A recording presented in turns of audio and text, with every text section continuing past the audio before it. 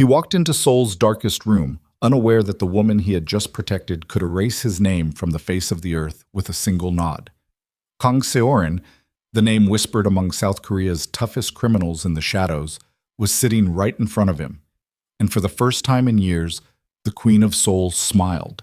Not because he was brave, not because he was handsome, but because he was the only one in the city to walk into the fire for her without knowing what he was doing. Like and comment the name of the city you're viewing. I want to know how far this story has come. The rain came sideways off the Han River that night, hitting the glass facade of the Cheongdam district like something with a grudge. Not the clean, polite kind of rain that softens a city. The kind that finds every gap in your collar, every crack in the pavement, every mistake you thought you buried. Seoul wore weather like this the way it wore everything. Without apology, without warmth, without giving a damn whether you made it home. Elias Vane had been in the city for 11 weeks, and he still hadn't gotten used to either. He stood just inside the entrance of Club Obsidian, a jazz lounge that didn't advertise, didn't need to, and didn't want the kind of clientele who found places through ordinary channels. The venue lived 3 floors below street level, reached through a private elevator hidden behind the kitchen of a Michelin-starred restaurant that itself didn't take walk-ins.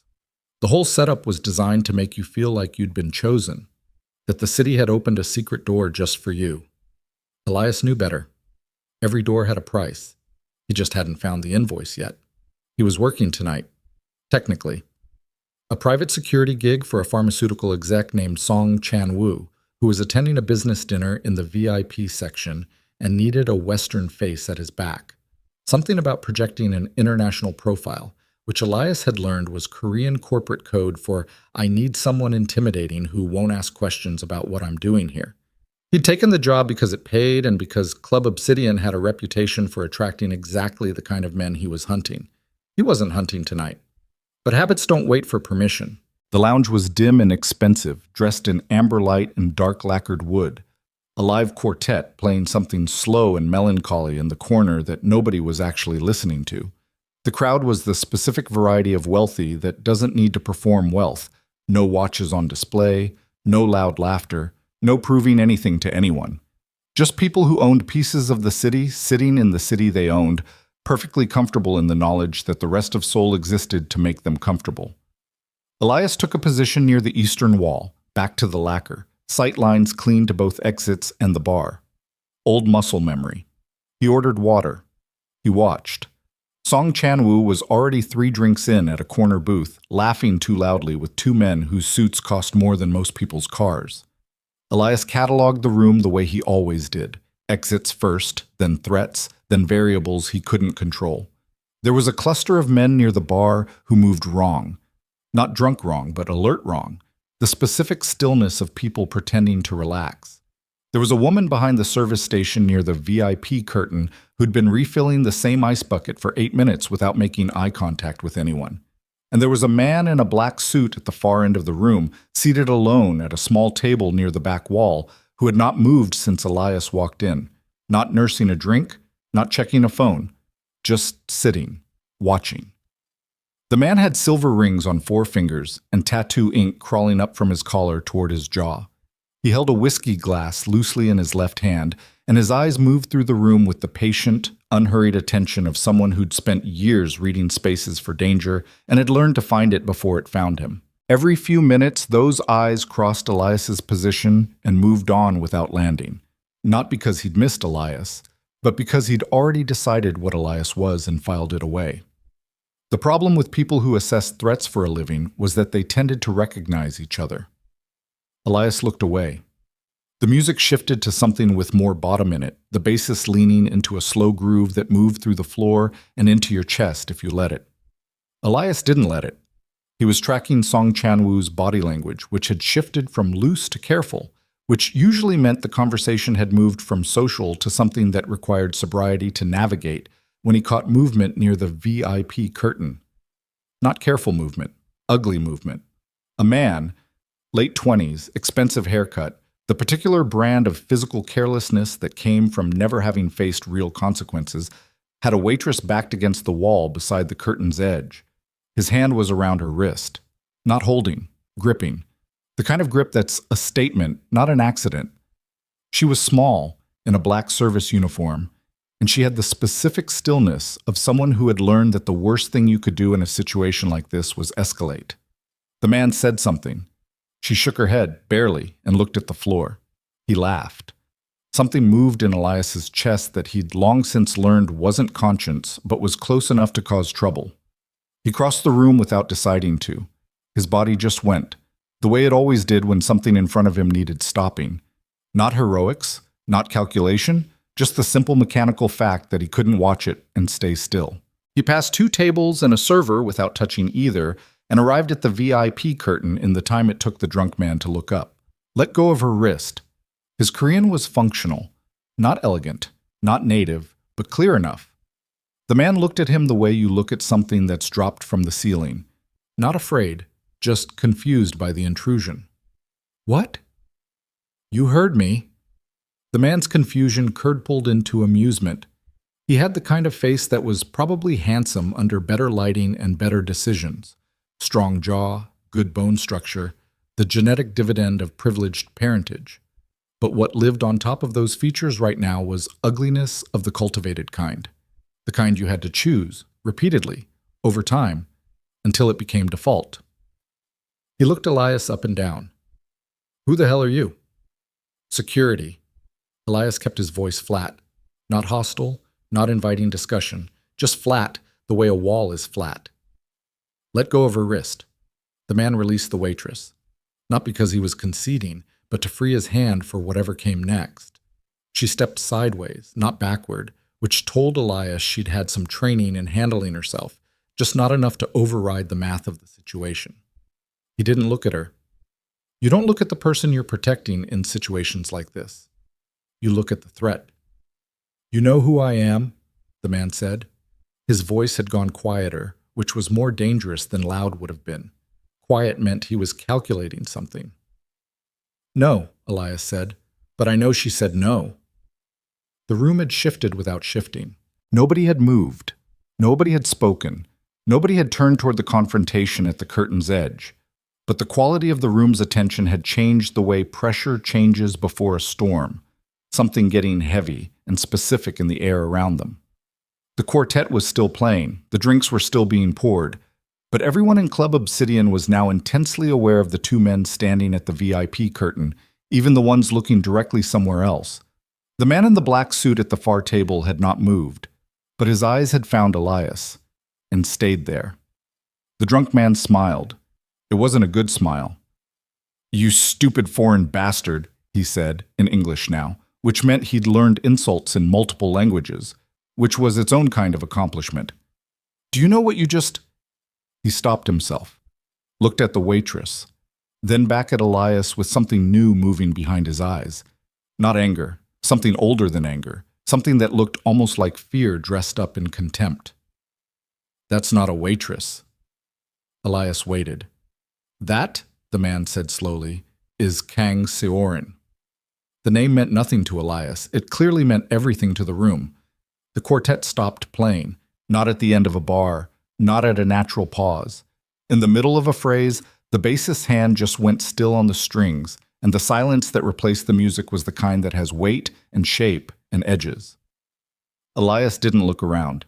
He kept his eyes on the drunk man who had taken a half-step backward without seeming to realize he'd done it, and whose bravado was draining out of him like water through a cracked glass. The calculation behind his eyes now was pure survival arithmetic, the kind that doesn't require intelligence, just the basic animal recognition that you've done something irreversible. I think, the man said much more quietly, you should know who she is. Doesn't change what I saw, Elias said. And then the waitress spoke. It's all right. Her voice was low, steady, not rattled, not grateful, not the voice of a woman who'd just been rescued from anything. It was a voice that had learned to present neutrality as armor, that had spent years making certain no one could read what lived underneath it. She was perhaps 30, Elias thought, maybe slightly older, with a face that was objectively striking but arranged in such a way that striking seemed like the least important thing about it. Dark hair pinned back, no visible jewelry, a service uniform that fit slightly too well to be a stock item. He looked at her now. She was looking at him with an expression he couldn't immediately categorize. It wasn't gratitude. It wasn't annoyance at the intervention. It was more specific than either of those. The focused attention of someone encountering a thing they hadn't anticipated and trying to understand it before they reacted to it. "I said it's all right," she repeated. "I heard you," Elias said. "Then you can go." In a minute, something moved in her eyes. Not anger, something more complicated. "You work for Song Chan-woo." It wasn't a question. He didn't ask how she knew. "Tonight I do," he said. "And you thought interfering here was part of that job?" "No." "Then why?" "Because someone needed to." He kept it simple. He'd learned years ago that explanations were usually just ways of asking for credit, and he didn't want credit. He just wanted the drunk man's hand off her wrist, which had already been accomplished. "It's done now. You're fine." The drunk man, Junho Miryang, though Elias didn't know his name yet, would not know his name for 3 more days, was watching this exchange with the increasingly pale expression of a man reconstructing in real time the full scale of the disaster he'd nearly created. If Seorin was who Junho knew her to be, then the man who'd just stepped in to defend her against him was either the most dangerous kind of ignorant or the most dangerous kind of brave, and Junho wasn't sure which version scared him more. He decided, quietly, to leave. Nobody stopped him. The room stayed held in that particular suspended silence for another 2 seconds, and then, slowly, like a living thing remembering how to breathe, it resumed. The quartet started again. The low conversations restarted. The ice in 100 glasses clinked and settled, and Club Obsidian returned to being a place where nothing extraordinary happened, except that the man at the far table finally moved. He lifted his whiskey glass in something that wasn't quite a toast and wasn't quite a gesture of acknowledgement, and he drank from it slowly, his calm eyes still resting on the space where Elias stood. And then he set the glass down and looked, briefly, at Seorin. Some communication passed between them that Elias couldn't read. Seorin looked away first. She looked at Elias. "What's your name?" she asked. "Doesn't matter." "I'm asking anyway." A beat. "Elias." She nodded once, as if filing it away. Then she straightened her service uniform in a way that was so precise and habitual it told him she'd been maintaining composed surfaces for a very long time, and she walked back toward the service corridor without another word. Elias watched her go. Then he went back to his wall. Petit. He learned who she was the next morning. Not from anyone who told him, from the negative space around her name, the way Song Chan-woo went pale when Elias, making the kind of casual, professional inquiry that didn't feel like an inquiry, mentioned the woman from Club Obsidian. The way Song simply said, "Don't ask about that," and changed the subject with the velocity of a man who'd once, long ago, learned that lesson at serious cost. From the way the 2 fixers Elias used for intelligence work in Seoul, older men, cautious, well-connected. Both went quiet when he described her, and one of them said simply, "Kang Seorin doesn't exist officially, which means she exists everywhere that matters." He spent the next 4 days pulling thread. What he found didn't come all at once. It came in the way truth usually comes when the subject is powerful and the subject doesn't want to be found. In fragments, in absences, in the shape of what wasn't there. Court records with names redacted. Police reports that open investigations and close them weeks later with no notation. Business filings for entities that dissolved before they could be traced. Testimonies from people who'd since moved to other cities, other countries, other lives. But underneath all of it, a shape emerged. Kang Seorin, born 33 years ago to a man named Kang Min-soo, who had run what polite description called a logistics coordination network, and what reality called the most sophisticated organized crime operation Seoul had produced in 40 years. Min-soo had been methodical, careful, visionary in the specific way that criminals with enough intelligence and patience are visionary, building relationships across legal and illegal worlds with equal precision, making himself too useful to too many powerful people to be easily removed. He'd been executed anyway. Shot on the harbor 8 blocks south of the Busan ferry terminal 17 years ago when Seorin was 16. 3 men with instructions from a consortium of rival operations that had finally calculated the cost of letting Min-soo continue outweighing the cost of stopping him. What the consortium had failed to calculate was Seorin. She'd been there. Witnesses, the few who eventually surfaced, years later in fragments, described a girl standing in the fog among cargo containers, watching her father die and not running, not screaming, just watching. With the same fixed, processing attention that Elias had seen on her face in the club when she looked at him. What happened in the 18 months after her father's murder was not well documented. What was documented was the outcome. All three of the men who'd ordered the execution were dead inside 2 years. Their operations were absorbed or destroyed.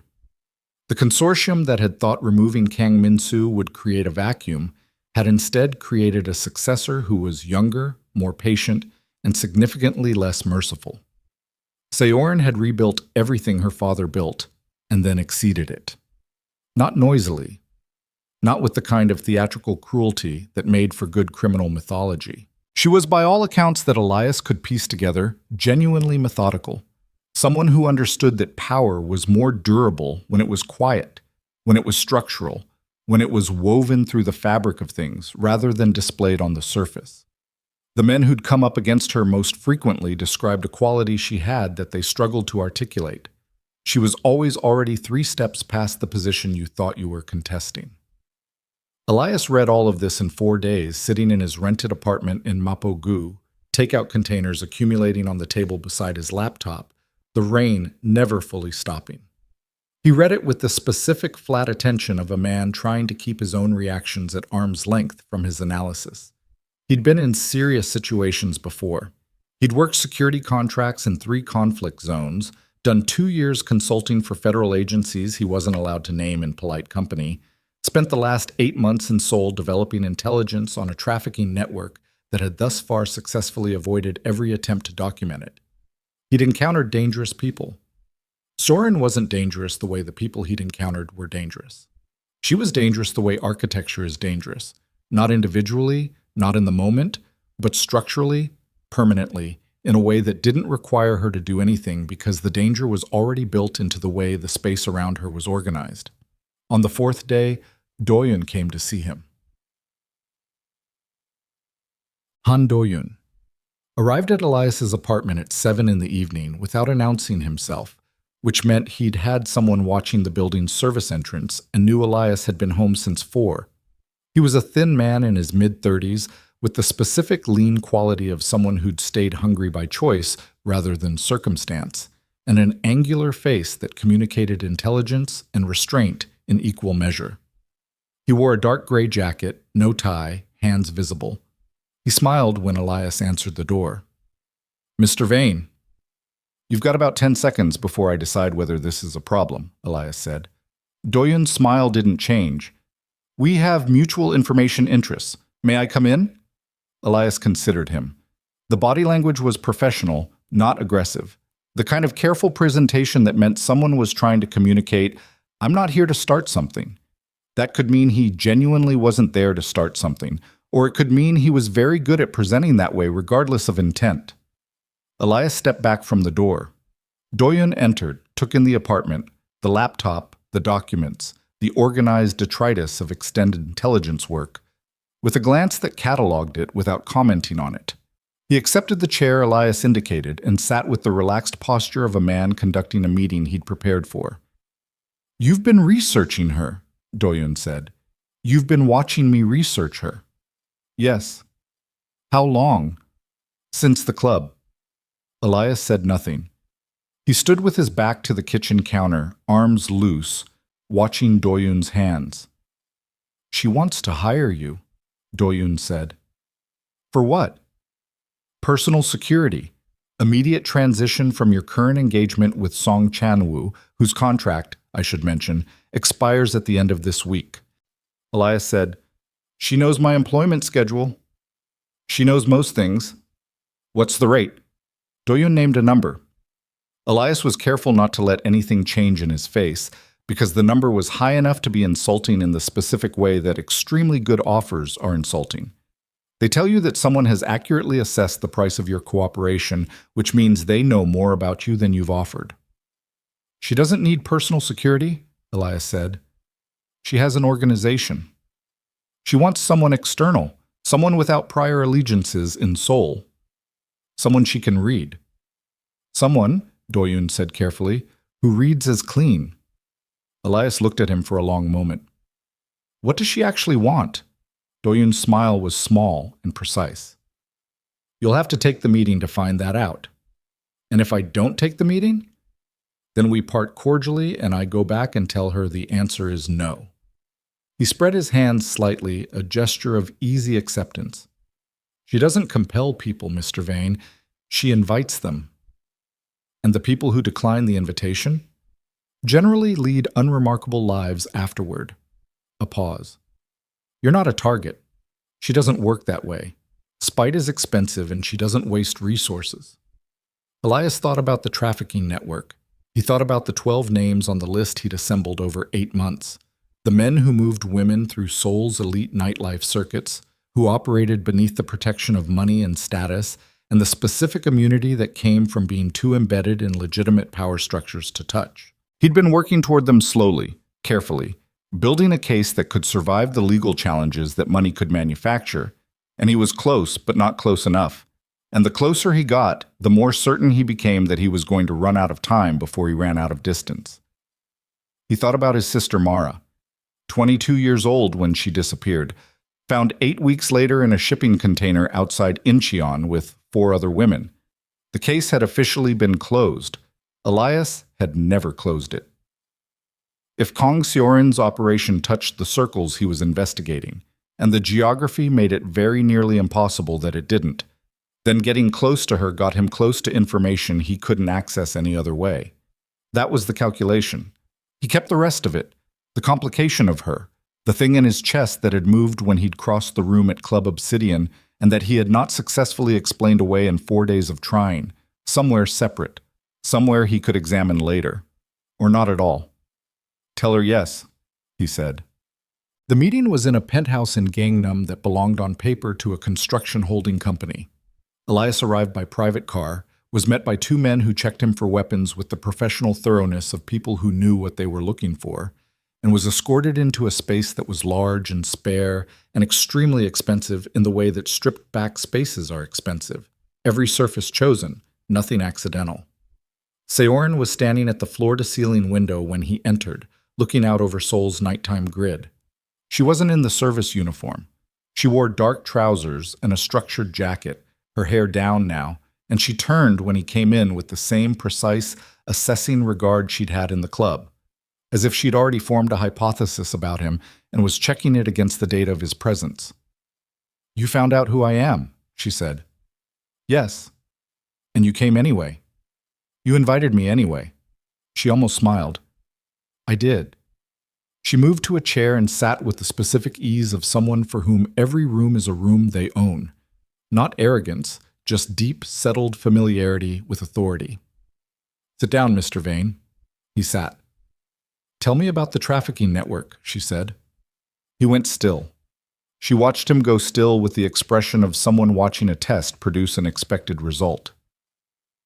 "You've been in Seoul for 11 weeks. You've taken 3 security contracts, all with men who move in adjacent circles. You've been pulling intelligence on a specific operation tied to elite nightclub circuits." She paused. "I want to know what you know." "Why?" "Because our interests overlap." "You want to help me." "I want to evaluate what you've uncovered and whether it's useful." She tilted her head slightly. "I don't offer charity, Mr. Vane. I make arrangements. This would be an arrangement." Elias looked at her. He was aware, in the specific way that you become aware of things that are inconvenient to acknowledge, that she was more compelling in person than the intelligence file had prepared him for, not in a way that was obviously about her appearance, though her appearance was objectively striking, but in a way that was about the density of her, the sense that there was more behind the surface than the surface was showing, which was the opposite of the wealthy people he'd watched in Club Obsidian, who had nothing behind their surfaces because they'd never had to develop anything there. "The network is tied to the Miryong group," he said. Something shifted in her eyes, just slightly. "Yes." "You know that." "I know a great deal about the Miryong group." including their trafficking operation. Including many of their operations. Elias studied her. Have you moved against them? I've been careful about the Miryang group, she said. The phrasing was precise and deliberately uninformative. They have structural protections that require strategic patience to dismantle. While they keep operating, her expression didn't change. While I ensure that when I do move, the move is decisive enough to be permanent. It was a real answer, or the shape of one. He stored it without resolving it yet. What do you want from me specifically? He said. Not the arrangement. What do you actually want? She looked at him for a moment. I want to know if you can follow instructions. Depends on the instructions. I want to know if your judgment can be trusted in situations that don't follow predictable patterns. You saw my judgment at the club. Yes, she said. That's why you're here. She stood. The job is what Doyun described. Personal security. You'll accompany me to specific engagements. You'll behave as my security detail. You'll see things you're not supposed to see because that's the nature of my world, and I'm not going to pretend otherwise. She paused. What you do with what you see is between you and your conscience. That's a lot of latitude. You have a private agenda that I'm aware of and am choosing to tolerate. In exchange, I expect complete professionalism in your primary role and complete discretion about everything else. You've thought about this. I think about everything. He believed that without reservation. When do I start? He said. Tonight, Seorin said. There's a dinner at the Seoul Club. I need you at my back. Who's the threat? She looked at him with something that might, in a different light, have been amusement. Everyone in the room, she said. They always are. The Seoul Club dinner was 47 minutes of Elias learning what it meant to move through a room behind Kang Seorin. He'd worked personal security before, understood the mechanics of it, sight lines, angles, the geometry of putting a body between a principal and potential threat. He understood the social dimension of it too, the way a visible security presence communicated certain things about the person being protected. He'd done this work, but he'd never done it for someone whose effect on a room was what Seorin's was. People didn't crowd her. They didn't hover. They approached with the measured, careful attention of people who understood that proximity was a privilege subject to immediate revocation, and that the manner of their approach would be assessed and remembered. 3 men greeted her with small bows, precisely calibrated, not subservient, but acknowledging. 2 women gave her the professional courtesy of equals. 1 man, older, with the iron gray hair and careful eyes of someone who'd survived a long time in difficult circumstances, said something to her in a low voice that made her tilt her head once in a nearly imperceptible nod. Throughout all of it, nobody touched her, not a handshake, not a social contact. The invisible circle around her body was so thoroughly respected that it took Elias most of the evening to confirm it wasn't something he was projecting onto the situation, that it was actually, genuinely there. A zone of physical separation that everyone in her world had apparently internalized so completely it no longer required enforcement. He filed that. Near the end of the evening, coming out of the corridor that led to the private dining rooms, he almost walked into Junho Miryang. The recognition was mutual and instantaneous. Yunho's face went through several expressions in rapid succession: surprise, anger, recalculation, and landed on something that was trying to be contempt but was mostly performing it. He was sober now, which made him more controlled but not more likable. Security work, Junho said, looking at Elias with the specific disgust of someone who understood the implication and didn't like it. Good evening, Elias said. Junho's eyes moved past him to where Seorin stood 8 feet away, engaged in a separate conversation, back turned. They stayed there for a moment longer than was comfortable. Then he looked back at Elias. You have no idea what you've stepped into, he said quietly. I usually don't, Elias said. Doesn't seem to slow me down. Junho walked away without responding. Elias watched him go, tracking the way he moved through the room, the slight change in his body language once he was past, the tension in his shoulders, the way he angled toward a man in the far corner rather than toward the exit. He filed that too.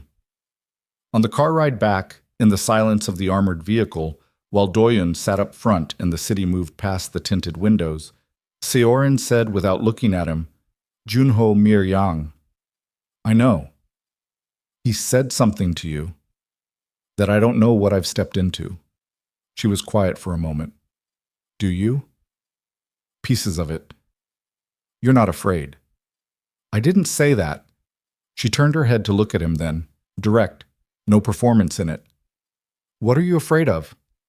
It was the kind of question that deserved either a real answer or no answer, and he wasn't ready to give her the real one. So he looked out the window at Seoul going by in rain and neon and said nothing. She looked away. The car continued through the city. Neither of them spoke again. But in the glass of the window, Elias could see her reflection, and he could see, before she arranged her face back into the precise, controlled expression she wore like armor, the flicker of something that crossed it when he didn't answer her question, something that looked, briefly, like disappointment. He told himself it didn't matter. He told himself that 2 more times before he believed it approximately halfway, which was not enough. Outside, Seoul kept raining, and 3 blocks away in the back of a different car, Junho Miryang was on the phone with a man whose name Elias didn't know yet, saying 2 words that would set everything that followed into irreversible motion. Handle it. 3 days after the Seoul Club dinner, someone put a knife through the windshield of Elias's car.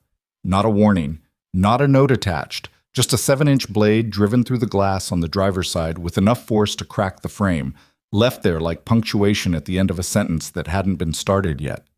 He found it at 6 in the morning when he came down from his apartment to drive to a meeting Seorin had scheduled in Yoido. He stood on the wet pavement looking at it for a long moment, the rain misting around him, and then he took a photograph, pulled the knife out of the glass, wrapped it in a cloth, and called Do-yoon. Do-yoon arrived in 20 minutes. He looked at the knife without touching it, then looked at the windshield, then looked at the surrounding street with the methodical attention of a man doing geometry in his head. Miryang, he said, or someone who wants me to think it's Miryang. Do-yoon glanced at him. You make a distinction. I make distinctions about everything. Do-yoon took the knife. He didn't explain what he would do with it, and Elias didn't ask. What Elias understood about Do-yoon, after 3 days of working in proximity to him, was that the man operated in a register of absolute efficiency. No wasted motion, no wasted words, no emotion displayed that wasn't tactically deployed. He was good at his job the way a very sharp instrument is good at its job, and Elias respected that while also understanding that a very sharp instrument in someone else's hand was always at some level a variable to account for. She wants the meeting moved, Do-yoon said. New location. I'll send you the address. When did that change? An hour ago. Elias looked at him. She knew about this before I called you. Do-yoon said nothing, which was its own kind of answer. Elias spent the drive to the new location, a private members club in Mapo that looked from the outside like a financial services office, cataloging what he knew about his own exposure. 11 weeks in Seoul. 3 cover contracts. 1 confrontation at a club that he hadn't calculated would pull him into a world he'd been trying to approach from the outside. The knife was information. Someone had found his address, which meant someone had been watching him, which meant his cover as a freelance security contractor was either blown or had never been as clean as he'd constructed it to be. Neither option was comfortable. He parked 2 blocks away and walked the rest, checking his 6s the old way, the way that didn't look like checking anything to anyone watching. Nothing moved wrong. He went inside. Seorin was already there. She was at a table in the back of a low-lit room with a cup of tea she hadn't drunk, her jacket on the chair beside her, arms folded loosely on the table. She looked up when he came in, and her expression didn't change, but something in the quality of her stillness shifted slightly. A fractional unwinding that was almost, if you were watching for it, relief. He sat down across from her without being invited. Old habit, she didn't comment on it. Someone put a knife in my windshield, he said. I know. How long have you known Miryang was moving against me? Since last night. I received information that he'd identified you as a vulnerability. Elias kept his voice level. And you didn't tell me. I was having the information verified. How long does verification take? As long as it needs to. Her voice was steady, but there was something precise and careful in it. The kind of precision that wasn't coldness but was close enough to create the same effect. You're not harmed. That's not the point. What is the point? He looked at her directly. If I'm in your orbit, I need complete information about threats to me. Not verified information, current information. There's a difference. She held his gaze. You're asking me to change how I operate. I'm telling you how the arrangement has to work, if it's going to work. The silence between them was specific, not hostile, something more textured than that. She was evaluating him, he knew, the way she evaluated everything, but there was something else in it that he couldn't immediately read, something that made him aware of his own pulse in a way that had nothing to do with the knife or the threat. All right, she said. That's it? You made a reasonable argument. I'm agreeing with it. She lifted the tea, held it without drinking. Don't mistake it for weakness. I wouldn't know how to do that, he said. She almost smiled again. He was beginning to understand that her almost smiles were more communicative than most people's actual ones. The meeting in Mapo was with two men from a criminal organization operating out of Incheon, whose name Elias never caught. They were big men, uncomfortable in their suits, with the specific wariness of people who hadn't wanted to be in this room, and were here because they'd been left without a better option. They sat across from Seorin with the body language of men who would rather be anywhere else, and they spoke to her in terse, careful Korean that Elias followed about 60% of, which was enough to understand the shape of the thing. A cargo route. The Incheon men had been using it. Now they couldn't because something had shifted in their arrangement with a Port Authority official they'd been managing for 3 years, and the shift had the signature of Miryang interference. They'd lost 2 shipments in the past month. They wanted help. Seorin listened. She asked 4 questions, all of them precise, each one extracting a specific piece of information the men hadn't realized they were being asked to provide. Then she sat back and said, with the flat, even certainty of someone reading a weather report, that she would look into the Port Authority situation, that she expected accurate accounting of what had moved through that route in the past 18 months, and that the accounting needed to be on Do-yoon's desk by Friday. The men agreed with the speed of people who'd come into the room, hoping for accommodation, and were leaving, having agreed to something more significant than they'd planned. When they were gone, Do-yoon said something low to Seorin in Korean that Elias caught only part of. Something about the cargo route, something about what the men hadn't volunteered. Seorin nodded once, the precise kind, the one that meant I already knew and I'm deciding what to do with it. On the ride back, Elias said, "What was moving through that route?" Seorin looked out the window. "Controlled substances primarily." "Primarily?" A pause. "Some human cargo." The words landed flat in the car's interior. Elias kept his breathing even. It was work, the keeping even, the kind of work that left marks on the inside of you that didn't show. "And you're going to help them protect it," he said. "I'm going to gather information about what's moving through that port." She turned to look at him. "Those are different things." "Are they?" "Yes." Her voice was direct, not defensive. "I don't move people, Elias. I don't protect people who move people. But the men in that room gave me more information in 20 minutes than I've been able to pull from 3 months of surveillance on that route, because they thought they were asking for help." She paused. "What I do with what they gave me is not what they think I'll do with it." He studied her profile. The window light cut across her jaw and the line of her shoulder. "You're building a case." "I'm building leverage." She looked back out the window. "It's more durable." "Against Miryang." "Among others." He sat with that. With the way it made the thing in his chest do something complicated, because the logic was sound, the strategy was real, and it was also the kind of logic that meant other people paid a price while the strategy matured. He'd met enough people in enough conflict zones who operated on that logic. Some of them had been right. Some of them had been wrong in ways that couldn't be undone. He didn't know yet which kind she was. Well, Yunho Miryang made his move 8 days later, and he made it badly. Elias was with Seorin at a private event in Gangnam. A gallery opening that wasn't really a gallery opening, the art on the walls clearly secondary to the meeting of people who needed to be seen together without appearing to have arranged to be seen together when the first sign came. Do-yoon materialized at Elias's elbow at 9:20 and said 2 words. "Back exit." Elias was already moving, already reading the room, already tracking the two men he'd clocked near the main entrance 20 minutes ago, who had the wrong body language for an art crowd. Seorin was across the room. He crossed to her in 12 steps and put himself at her side without touching her, which was the protocol they'd developed. Close enough that the geometry was clear, far enough to preserve the invisible circle she maintained around herself. "We need to move," he said quietly. She set down her glass without hesitation, without looking around, without any of the natural human impulse to assess the situation herself. She trusted him in that moment completely, which hit him sideways because he hadn't expected it, and because the weight of it, of being trusted that completely by this specific woman, was different from the weight of professional trust he was used to. They moved. Doyun had the back exit clear, but the corridor beyond was wrong. Too narrow, the sight lines too compressed. The emergency exit at the far end propped open in a way that nobody props open a fire exit at an upscale gallery event. Elias felt it before he analyzed it, the way you feel a change in air pressure before you understand weather. "Not this way," he said. "Doyun?" Seorin started. "Service elevator." Elias had mapped the building when they arrived. Old habit, the same habit that had kept him alive through enough ugly situations to have become religion.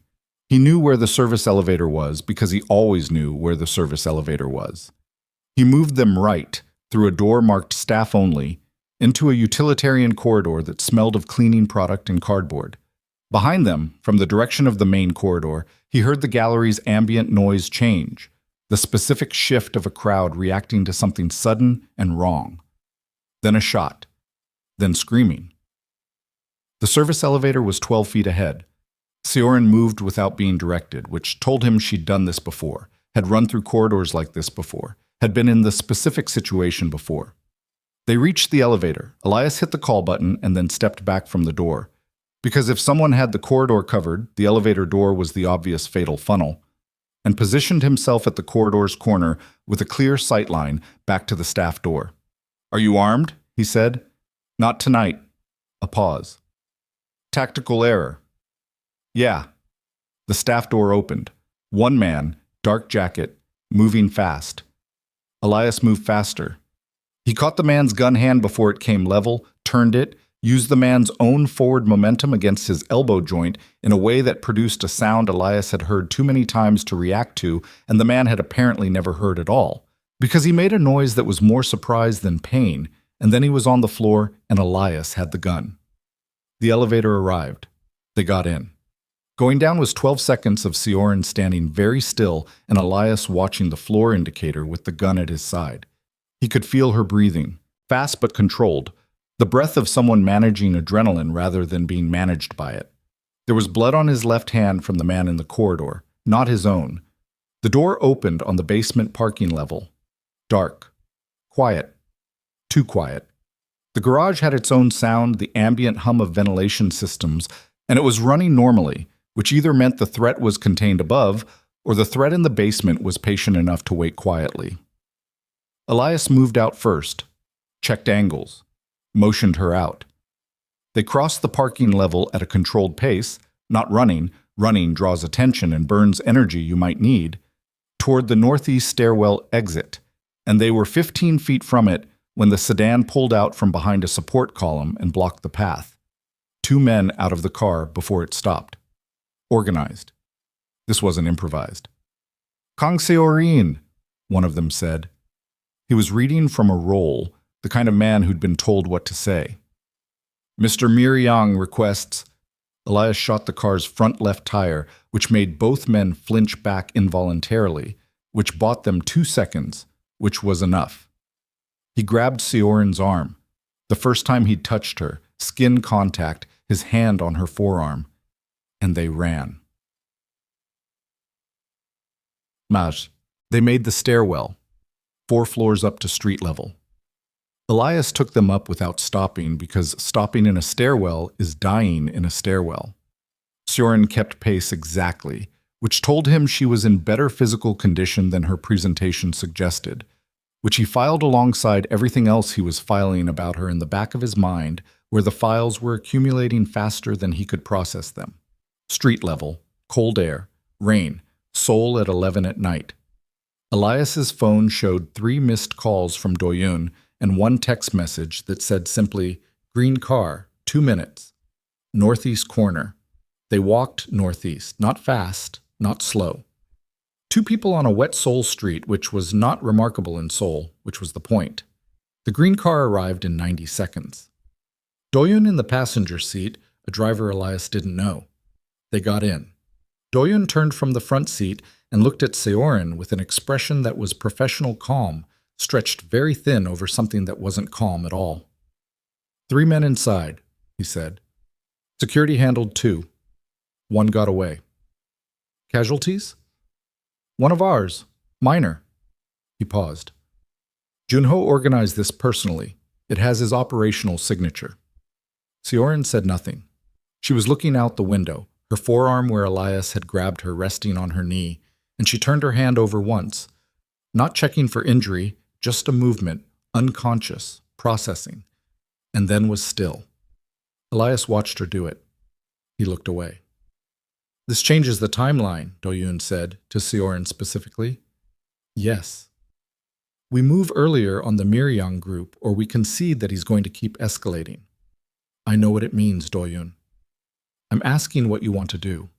She turned from the window. Give me tonight. Doyun looked at her for a moment, then nodded and faced front. The car moved through Seoul's nighttime streets. Elias sat beside Seorin in the back seat and felt the proximity of her, not in any way he was going to name, not in any way that was useful, and kept his eyes forward and his breathing even, and told himself that what was in his chest was adrenaline come down and that he should leave it at that. At some point, her shoulder came to rest against his, barely, the contact of 2 people in a car on a corner, the kind of thing that happens without decisions being made. Neither of them moved away from it. Ticked. He should have left it alone. He didn't. At 1 in the morning, back at Seorin's compound in Seongbuk-dong, after the debrief and the security protocols and the notifications to whatever parts of her organization needed notifying, Elias found himself in the compound's interior garden, a small, walled space with a stone bench and a persimmon tree that had no business being as old as it looked, because the inside of the building had started to feel like a held breath that nobody was releasing. Seorin found him there 20 minutes later. She came through the garden door without announcement and sat on the other end of the bench without asking, and for a while neither of them said anything. The garden was quiet, the way enclosed urban spaces are quiet, not silent, but sheltered, the city's noise reduced to a presence rather than a sound. You didn't have to do that, she said finally. In the corridor, the man with the gun. Yes, I did. You put yourself between me and that's the job. It wasn't just the job, she said. He didn't answer. She turned to look at him, and in the low ambient light of the garden, her face was unguarded in a way it wasn't when they were inside, when there were other people, when the professional architecture of their arrangement structured every interaction. Out here it was just her face, and what was on it was something he hadn't seen there before. Why did you really come to Seoul? She said.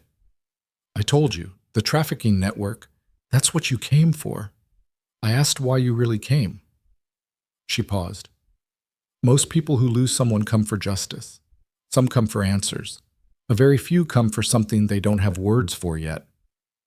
She watched him. Which are you? The garden held the question for a moment. She was 22, Elias said. He didn't know he was going to say it until he heard himself. My sister. Her name was Mara. She came to Seoul for a year abroad. Language program. She wanted to learn Korean. She was like that. She was always learning things. She had this quality of being interested in everything. He stopped. She went out one night with people she'd met through her program. She never came home. Seorin said nothing. She was listening the way very few people listen, not waiting for her turn, not formulating a response, just taking it in. They found her outside Incheon 8 weeks later. The case was closed inside a month. The official report said trafficking, nobody arrested, nobody charged. The official report was also the end of any official interest in it, because the men involved had structural protections that made investigation inconvenient for the people doing the investigating. He looked at the persimmon tree. The fruit on it was orange and improbable in the November dark.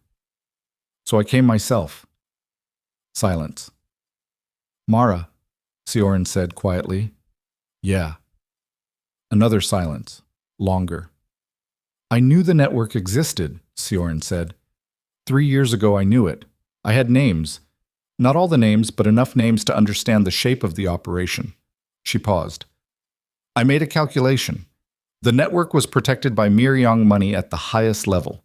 Moving against it directly at that point would have triggered a response I wasn't positioned to absorb. Her voice was steady, but there was something in the steadiness that cost her something to maintain. So I held the information. I built toward a position from which I could dismantle it completely, not just disrupt it temporarily. Elias had gone very still. How long ago was 3 years ago? He said. Seorin was quiet. Mara disappeared 4 years ago, he said, slowly, hearing himself say it. The network was active 4 years ago. 3 years ago you knew it existed and you made a calculation. The garden was very quiet. Elias stood up. He didn't do it quickly. He stood up the way a building structure fails, not all at once, but in a sequence. One thing, and then another, until what was standing wasn't standing anymore. You knew, he said. I knew of the network. I didn't know of Mara specifically. But you knew people were moving through it, while you were calculating, while you were building your position. His voice was level. He made it level because the alternative was something he wasn't going to do here, in this garden, in front of her. You let it operate. I didn't have the capacity to. How long? It wasn't a question anymore. After you knew, how long did you let it run? She looked at him. 14 months. The number sat in the garden between them like something dropped from a height. Elias turned and walked to the garden wall. He put both hands on the stone and looked at the wall and breathed. Behind him, Seorin did not move, did not fill the silence. She let it exist, which was the only thing she could have done that didn't make it worse. After a long time, he said, I need to know something. Ask. Did you ever actually intend to move against it, or was it always going to be leverage? The pause was a fraction too long. Both, she said. He pushed off the wall and turned. She was still on the bench, watching him, and what was on her face now was not the controlled neutrality she'd worn through everything else. It was something more exposed than that. Something that looked like it understood exactly the cost of saying the true thing, and had said it anyway because the alternative was to lie to him, and he had the sudden vertiginous understanding that she didn't want to lie to him, that this specific conversation in this specific garden was the first place in a very long time where she hadn't wanted to. That understanding didn't help. It didn't change what 14 months meant, what the calculation had cost, but it lived in him alongside the other thing, and the two of them together were a weight he wasn't sure how to carry. I'm going to need time with this, he said. I know. I'm not. He stopped, started again. I'll finish the engagement. I told Doyun I'd be through the end of the month, and I keep my word. But after that. He left the after that unfinished because he didn't know what it contained yet, and he wasn't going to say something that wasn't true. Seorin nodded, the precise kind, the one that meant she'd received the information and was processing it and was not going to argue. He went inside. He lay on the bed in the guest room assigned to him and looked at the ceiling and thought about Mara, which he tried not to do when he was in operational mode because it made his hands shake slightly and he couldn't afford shaking hands. He thought about 14 months. He thought about the weight of the calculation, the cold, terrible logic of it, the way it made its own kind of sense if you were the person who'd built a strategy around surviving in a world that didn't offer clean options, and the way it was still, underneath all of that, a choice that people had paid for with their bodies and their lives. He thought about the garden, about the way she'd said both when he asked if she'd ever actually intended to move against it, the fraction too long pause before it, the weight of what the pause contained. At some point, he slept. At 3 a.m, his phone lit up with a message from a number he didn't recognize. She's not what you think. Meet me. You need to know what she hasn't told you. He stared at the message for a long time. Then he sat up, turned on the bedside lamp, and began to consider the very specific problem of what it meant that someone knew his number, knew where he was sleeping, and knew enough about what had passed between him and Seorin in the garden tonight to know that it would land. Someone inside her organization had been watching, and now that someone wanted, he didn't go to the meeting. Not immediately, not without preparation. Elias sat on the edge of the bed in the dark with the phone in his hand and thought about the message the way he'd been trained to think about unexpected contact, not as information but as an action taken by someone with an agenda, which meant the first question wasn't, what do they know, but what do they want me to do with what they know? Someone had his number. Someone knew he was in this building. Someone had timed the message to arrive at 3 in the morning, which was a psychological choice, not a logistical one. 3 in the morning was when defenses were thin and the impulse to act was harder to interrogate. He set the phone face down on the nightstand and lay back on the bed with his eyes open. At 4:15, he picked the phone back up and typed, "Where?" The response came in 40 seconds, which meant whoever it was had been awake and watching, which meant they'd expected him to take this long, which meant they knew something about how he processed things. That was its own kind of information. The address was in Dongdaemun, a 24-hour market district, public, crowded even at this hour with wholesale buyers and delivery workers and the specific nocturnal population of a city that never fully committed to sleep. A smart choice for a meeting you didn't want witnessed, not because it was private, but because it was so thoroughly public that one more conversation between two people was invisible. He left the compound without waking anyone. This was easier than it should have been, which he noted. The overnight security was Seorin's people, and they were watching outward, not inward, which was standard protocol for a secured residence and also a structural assumption he filed in the back of his mind where he kept the things that might matter later. He walked 6 blocks before picking up a cab. Old tradecraft. Don't let a vehicle be traced from the origin point. Dongdaemun at 4:30 in the morning smelled like raw fish and diesel and the particular sharp cold of a Seoul November that had stopped pretending to be anything other than what it was. The market's interior corridors were lit by fluorescent overheads that made everything look slightly posthumous. The stacked crates, the moving carts, the vendors in padded jackets drinking coffee from paper cups and watching their breath cloud in the refrigerated air. Elias found the address.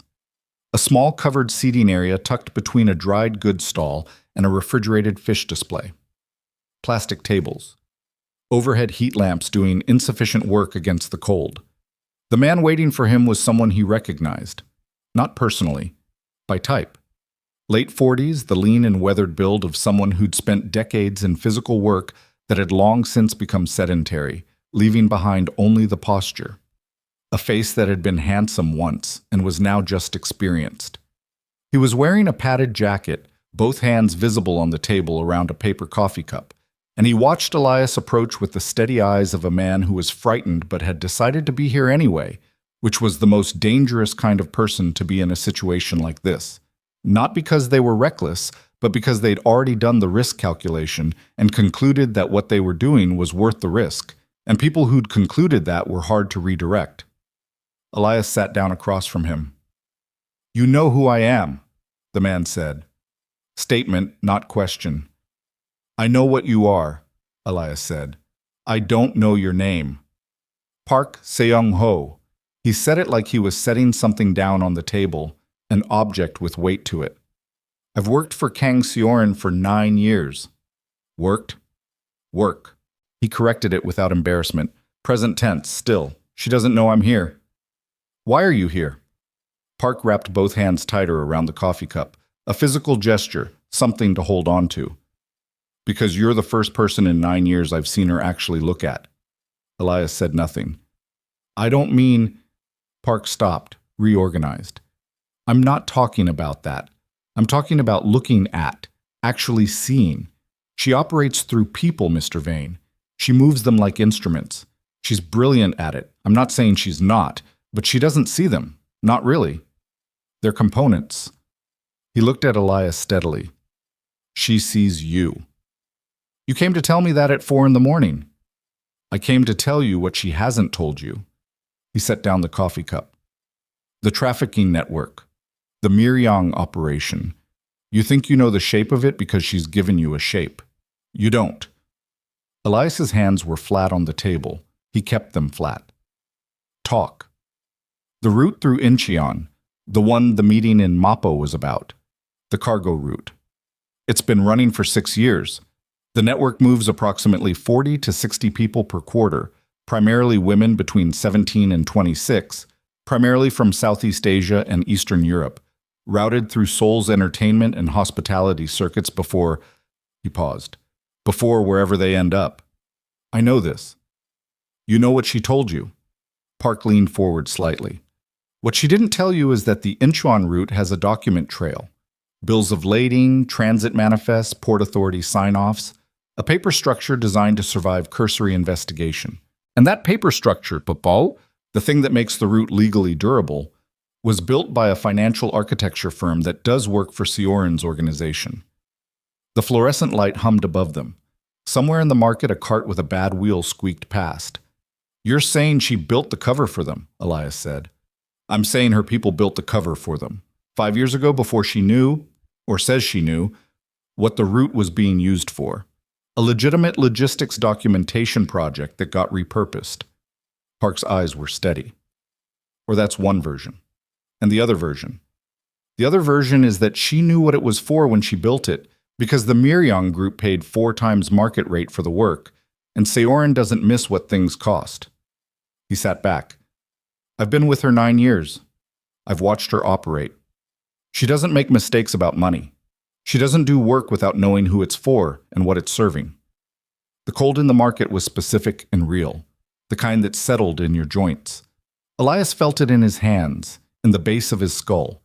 He thought about the conversation in the garden, about boths, the fraction too long pause, what it had contained. He thought about 14 months of calculation. Why are you telling me this? He said. Because she's going to move against Miryong. That's what I understood she was building toward. She's going to move against Miryong in a way that eliminates him and eliminates the documentation of the arrangement between their operations simultaneously. Park's voice was flat. She's not dismantling the network, Mr. Vane.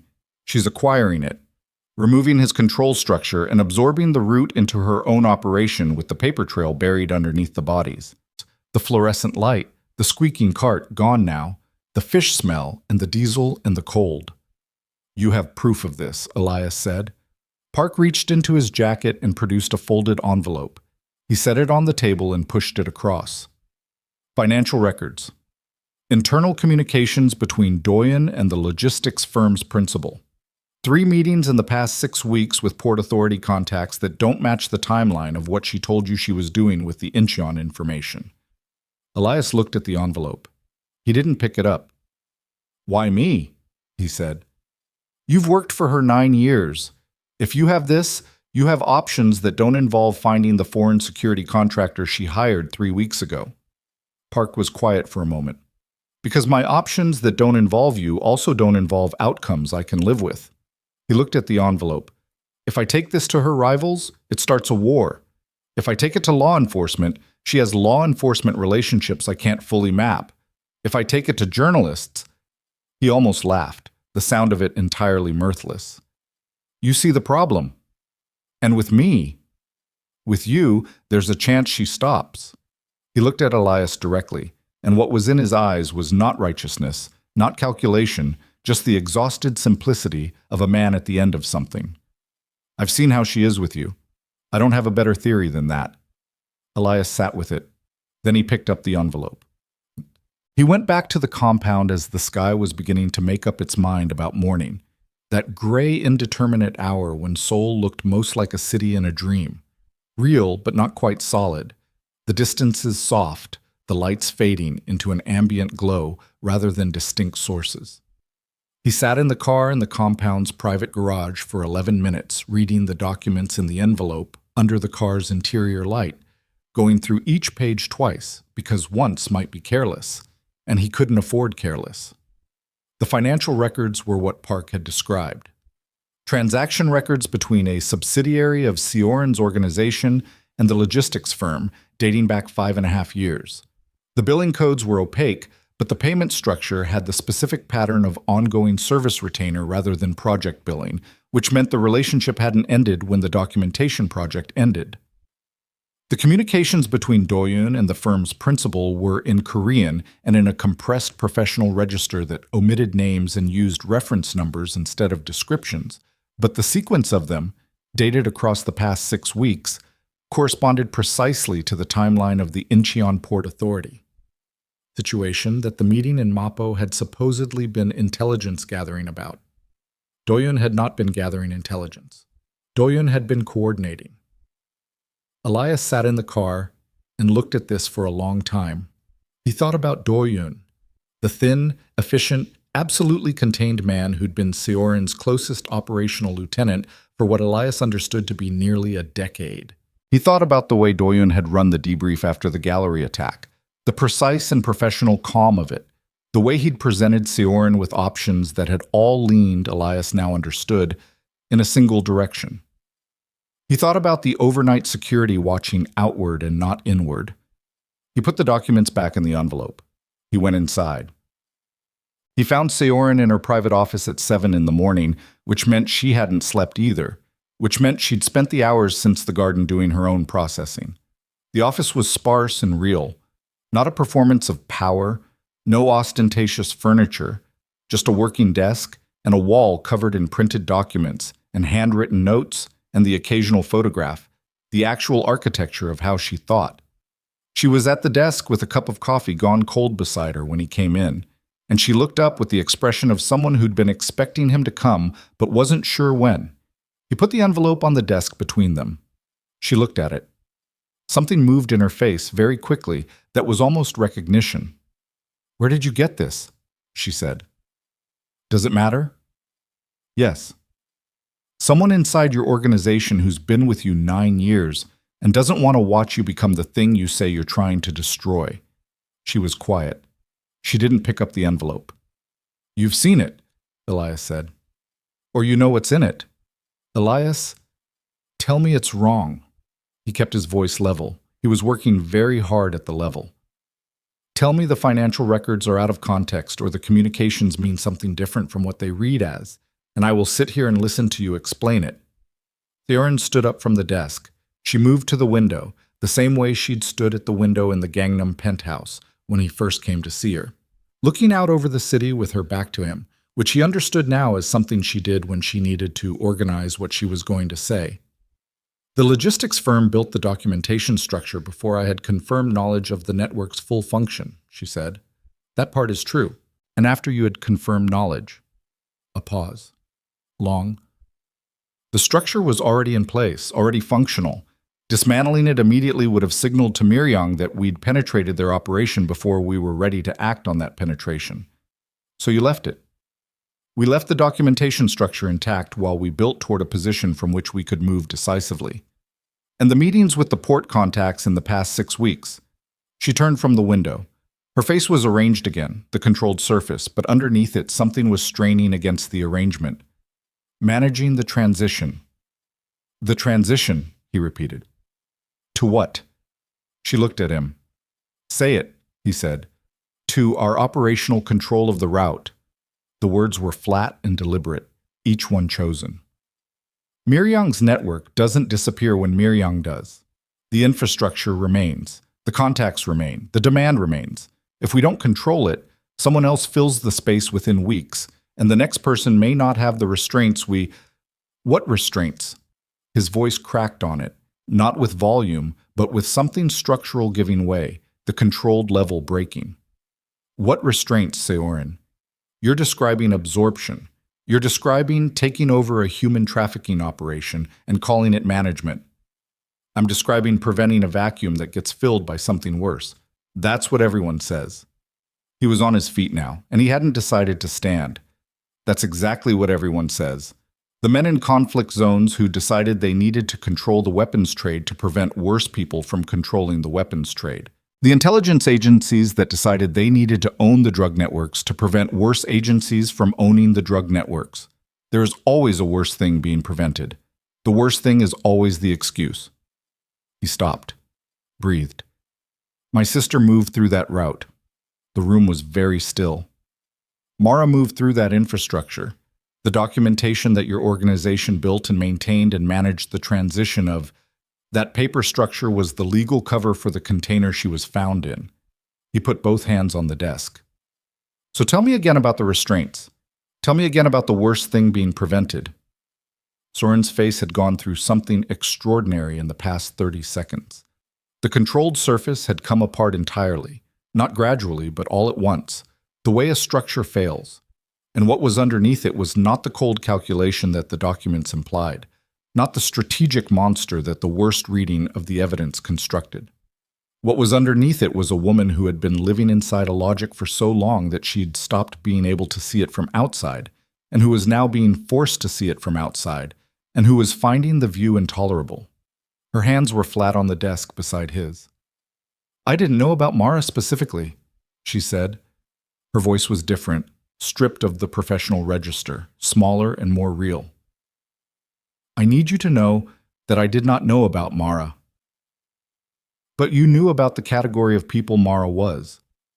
She didn't answer. "Yes or no?" "Yes." It came out like something expelled, like the word had been lodged somewhere and could no longer be kept there. The morning light came through the window at an angle that cut across the desk between their hands. Elias looked at his own hands. He'd been told once, a long time ago by a woman he respected, that the problem with people who'd spent years doing hard things was that they developed a talent for compartmentalization, so refined it began to function like psychopathy. Not the absence of feeling, but the ability to defer feeling indefinitely, to keep it somewhere else while the operational mind ran clean. He'd been told this as a warning. He understood now that it wasn't just a warning for him. He picked up the envelope. He straightened up. He looked at her. "I'm leaving," he said. "Elias." I'm not leaving the city. I'm leaving this." He indicated the space between them, the office, the compound, all of it. "I'll call Doyun about the formal end of the contract. I'll be out of the compound by this afternoon." "You don't have to." "I know I don't have to." He stopped at the door, his hand on the frame. He didn't look at her, and he chose not to look at her very deliberately because he knew what looking at her would cost him in this moment. "The worst thing is that I understand the logic. I can follow every step of it and understand how each one made sense from inside the position you were in." He stopped again. "That's what makes it unforgivable. Not that it was incomprehensible, that it was completely comprehensible and it happened anyway." He heard her make a sound, not a word, something smaller than a word, something that might, in different circumstances, have been the beginning of his name. He walked out. He was in his room with his bag half packed when Doyun appeared in the doorway. Not knocking, just there, which was how Doyun appeared, as if transitions between rooms were administrative details that didn't require him to participate in them. "I know you're leaving," Doyun said. "Then you know what I'll need from you to process the contract end." "I need 5 minutes first." Elias looked at him. Doyun's face was doing the thing it always did, the precise controlled nothing that communicated everything by being so thoroughly controlled. He was standing in the doorway with his hands visible and his posture relaxed, but the relaxation was the specific kind that required effort to maintain. The body consciously kept at ease against some internal pressure. 5 minutes, Elias said. Doyun came in. He didn't sit. He stood in the middle of the room and looked at Elias with the direct, unhurried attention of someone who'd made a decision and was going to deliver it cleanly. "The person who contacted you last night," Doyun said. Elias went still. "Park Seong-ho," Doyun continued. "I know he met with you at the Dongdaemun market at 4:30 this morning. I know what he gave you." "Then you know what I know." "I know what he thinks he knows." Doyun paused, and for the first time in Elias's experience of him, something moved in his face that wasn't controlled, something that had the texture of strain. What Park gave you is accurate as a documentation. What it doesn't contain is context that changes its meaning significantly. I just had a version of this conversation. This one is different. Doyun moved to the window. He stood with his back to Elias, looking out, and the posture of it struck Elias because it was the same posture Seorin took when she was organizing what she was going to say, and he understood suddenly that Doyun had learned it from her, or she from him, or they'd developed it in proximity over years. Two people who'd spent a decade in the same difficult world developing the same unconscious architecture. The Incheon route, Doyun said, the meetings with the port contacts, what Park interpreted as acquisition planning. He turned. We've been building a case, an actual case, documentation, transaction records, testimony from port officials who've agreed to cooperate in exchange for immunity. Everything required to support a prosecution that could survive Miryong's legal resources. Elias looked at him. Who would you give a case like that to? She has law enforcement. There's a prosecutor, Yoon Ji-hai, Violent Crimes Division. 3 years ago, she prosecuted a trafficking case that Miryong's lawyers tried to bury, and she buried them instead. She's been building toward the Miryong group for 2 years. We've been building toward her. And the route. The route gets handed to her as evidence, not absorbed into anything. The contacts become cooperating witnesses, or they become defendants. The infrastructure gets dismantled in a way that's legally durable. He stopped. What Park gave you was a partial picture assembled by someone who's been in this organization 9 years and is exhausted and frightened and interpreted what he saw through the lens of that exhaustion. Elias was very still. He was doing the thing he did, keeping the reaction somewhere separate from the analysis, running the analysis clean. Doyun's account was coherent. It had an internal logic. It accounted for the documentation.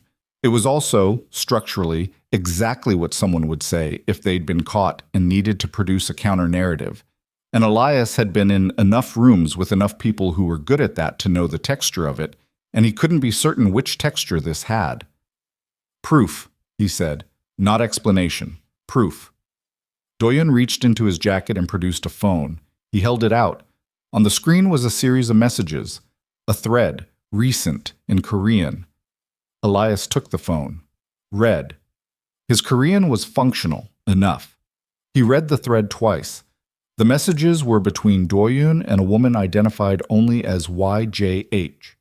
Short, operational, the clipped communication of people who couldn't afford to be explicit in writing. But the shape of it was unmistakable. A coordination thread between someone inside an organized crime organization and someone external who was building a legal case. Dates, reference numbers, evidence categories. He looked up. When? He said. The handoff is in 3 weeks. We needed the Miryong situation to be sufficiently destabilized. That's what the gallery attack was. They're panicking, which means they're making mistakes we can document, before Yoon could move without them having time to dismantle the evidence network. Doyun took the phone back. 3 weeks. Seorin knows you're here telling me this. No. He said it simply. She would have let you leave. She would have decided you had the right to leave with whatever understanding you had. He paused. I'm telling you because I've worked beside her for 10 years and I know what it costs her to let someone go. And I've seen what you cost her. And I'm making a judgment that may not be mine to make. The room was quiet. Elias looked at his half-packed bag. He thought about Park Seung-ho in the market, the exhausted eyes of a man who'd assembled a picture from pieces he could see and hadn't had access to the pieces he couldn't. He thought about Seorin's face when she'd said yes to the question he'd asked her, the way the word had come out like something expelled. He thought about 3 weeks.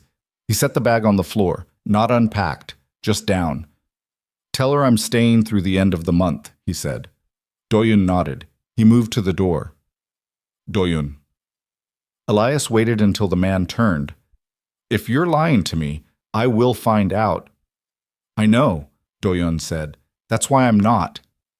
He left. Elias sat on the edge of the bed with his bag on the floor, and the morning fully arrived now, Seoul in pale winter light outside the window. And he sat with the feeling of a man who'd been standing on ground he thought was solid and had found it wasn't, and who wasn't yet sure what the ground under that was made of. His phone buzzed. A message from a number he didn't recognize. Different from Park's number, different from the earlier contact. An image file. He opened it. A photograph taken from some distance with a long lens, slightly grainy with the compression of transmission. A parking structure. 2 figures. One of them was Han Do-yoon.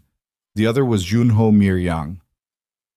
They were standing close together, the body language of people in private conversation.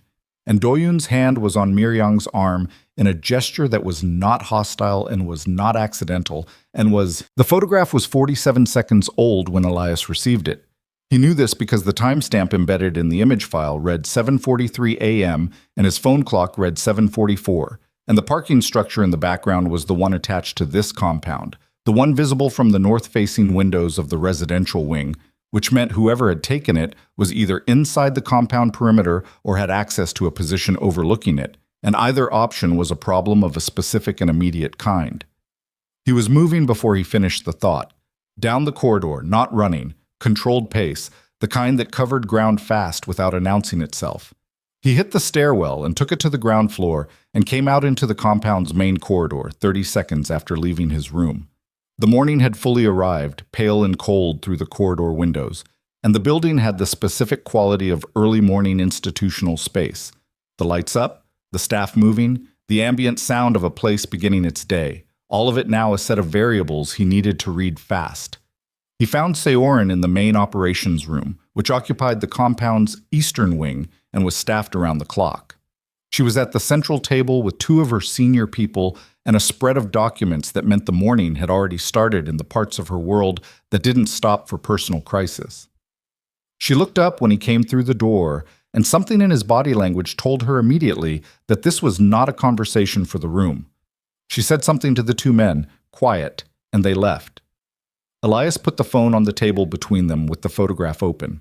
She looked at it. Her face did something he hadn't seen it do, a kind of absolute stillness that wasn't the controlled composure she wore, but something older than composure, something that was the face underneath the face when the face ran out of instructions. When, she said. Timestamp is 7:43, parking structure on the north side. She looked up. Doyun left this building at 7:15. He told me he was going to meet with the Incheon contacts. He met with Junho Miryang. The stillness held for another 2 seconds. Then she straightened. She picked up the phone and looked at the photograph again with the specific attention of someone who wasn't processing emotion, but extracting information. The angle, the distance, the framing. She set the phone down. Who sent this to you? Number I don't recognize. Second unknown contact in 12 hours. Someone is managing your information intake. She said it without accusation, just observation, the analytic register that she moved into when the situation required it. First park, now this. Someone wants you to see a specific picture in a specific sequence. That doesn't make the picture wrong. No, she said, it doesn't. She turned and moved to the operations table's communication panel. She pulled up something on the screen. Access logs, Elias realized, the compound's entry and exit record, and scrolled through the past 18 hours with the fast, practiced attention of someone who'd read access logs many times before. She stopped, looked, her jaw tightened by a fraction. Doyun's keycard accessed the north parking structure at 7:11, she said. There's a secondary access at 7:14, from a visitor credential registered to a logistics firm consultation. She paused. The logistics firm is a Miryang front company. The room was quiet. How long? Elias said. She turned from the screen. He meant how long has Doyun been running a line to Miryang, and she understood that, and the understanding of it was visible in her, moving through her like something physical. I don't know, she said. It came out flat and real, without the professional armor, the same stripped quality her voice had had when she'd said yes to his question in the office. I don't know, and I should know, and the fact that I don't know is— She stopped. Something moved in her throat. He's been beside me for 10 years. I know. 10 years. She said it again, not to him, to some internal accounting she was doing, some rapid and devastating audit of a decade of proximity and trust, and every decision that trust had shaped.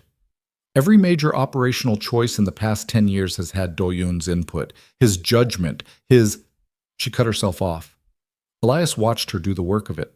The internal demolition of a structure that had been load-bearing, the way the mind races to calculate what else comes down when the central support goes. He'd done that math himself once, in different circumstances, and he knew you never finished it quickly, and you never finished it clean. We need to know what he's given them, he said. And we need to know now, Because if he's been feeding Miryang operational intelligence and Miryang knows about Prosecutor Yoon, Yoon is burned. Seorin said it before he finished. If Do-yoon knows about Yoon and he's been in contact with Miryang, Yoon is burned and everything we've built toward the handoff is... She stopped again, picked up her phone, made a call. It rang 7 times before going to voicemail. She tried again immediately. Voicemail again. She looked at Elias with eyes that had gone very dark. Yoon isn't answering. Tate. The next 4 hours were the most controlled panic Elias had ever witnessed. Seorin moved through them with a focused velocity that he understood. Watching it was what she looked like when everything she'd built was on fire, and she was deciding which parts to save. She made 11 calls in the first 30 minutes, all short, all clipped, all extracting information with the surgical efficiency of someone who couldn't afford the luxury of explanation. She dispatched 3 teams, physical, not phone, because phones were now a penetrated medium, to locations she didn't announce in the operations room. She did not try to reach Do-yoon. Elias understood the calculation. If Do-yoon was running to Miryang, contact would only accelerate whatever he was setting in motion. The window between discovery and whatever came next was short, and she was spending it on preparation, not confrontation. At 9:45, one of her people came back with news that made the room go quiet. Prosecutor Yoon Ji-ha's office had been contacted by the Miryang Group's legal team at 7:50 that morning regarding what the legal team described as irregularities in investigative procedure in a pending inquiry. The contact had been formal, documented, on the record. A surgical move, precise and preemptive. Not threatening Yoon directly, but creating a formal record that would complicate any prosecution she brought forward with evidence from Seorin's organization. 3 weeks of work toward a legal handoff, dismantled in one morning phone call. Seorin heard this standing at the operations table, and she didn't react visibly, which was more disturbing than reaction would have been. She processed it the way she processed everything, inward, contained, the analysis running behind a surface that gave nothing away. And then she said 2 words. Find Do-yoon. They found him at noon. Not hiding. That was the thing that hit Elias when they walked into the restaurant in Jongno, where Do-yoon was sitting at a corner table with a glass of water, and the specific composed stillness of a man who had made all his decisions and was waiting for their consequences to arrive. He looked up when Seorin and Elias came through the door. He looked at Seorin first, and what moved between them in that look was something Elias couldn't fully read. A decade of compressed history, of proximity and shared risk, and the specific bond that formed between people who'd been in the same difficult world for long enough, now detonated, now irreversible. Then Do-yoon looked at Elias with an expression that was almost, not quite, but almost, relief. Seorin sat down across from him. Elias stayed standing, to the side, back to the wall. Old habit. He was reading the room. 2 exits, 3 other tables occupied. None of them a threat. Do-yoon had no visible security presence, which meant either the meeting was genuinely solo or the support was outside and watching. How long? Seorin said. Her voice was quiet, controlled, the kind of quiet that was a lid on something scalding. Do-yoon looked at the water glass. 8 months. She didn't move. They came to me with information about your father, Do-yoon said. Things they'd documented, things they'd held for 20 years, about the night he was killed and who gave the final authorization. He paused. Information that would have reached you eventually regardless. They were going to use it to destabilize you, to force you into an operational error during a period when you were already managing 3 simultaneous... He stopped himself, looked at her. I made an arrangement. In exchange for the information being suppressed, I provided them operational intelligence that burned the Yoon case, Seorin said. That kept you alive, Do-yoon said, sharply. For the first time in Elias's experience of him, there was something raw in his voice. Not guilt, not justification, something closer to anguish that had been managed for 8 months and was now past management. They had a kill order, Seorin. Properly funded, properly organized, a serious contract on you specifically. I had 6 weeks to find a way to neutralize it, and His jaw tightened. I made the only trade I could find. You made the trade without telling me. You would have refused it. Of course I would have refused it. Which is why. He said it simply. 2 words carrying the entire weight of a decision made alone, in the dark, with bad options. You would have refused it, and you would be dead. The restaurant's ambient sound continued around them. Other conversations, kitchen noise from the back, the specific normalcy of a lunch hour beginning. None of it touched the table in the corner. They offered you more than my survival, Seorin said. It wasn't a question. Doyun looked at her. Immunity, she said, and control of what remained after they had me. A pause that was its own kind of answer. Did you take it? She said. No. Doyun. No. He said it with a force that was the most emotion Elias had seen from him, more than the anguish, something harder and more certain underneath it. I used the access they gave me. I protected you for 8 months through intelligence they thought they were getting selectively. I burned the Yoon case because Junho told me he'd execute the contract immediately if the prosecution moved forward. He leaned forward. I have been managing them to keep you alive. That is what I have been doing. While letting the network continue operating, Elias said. Doyun looked at him.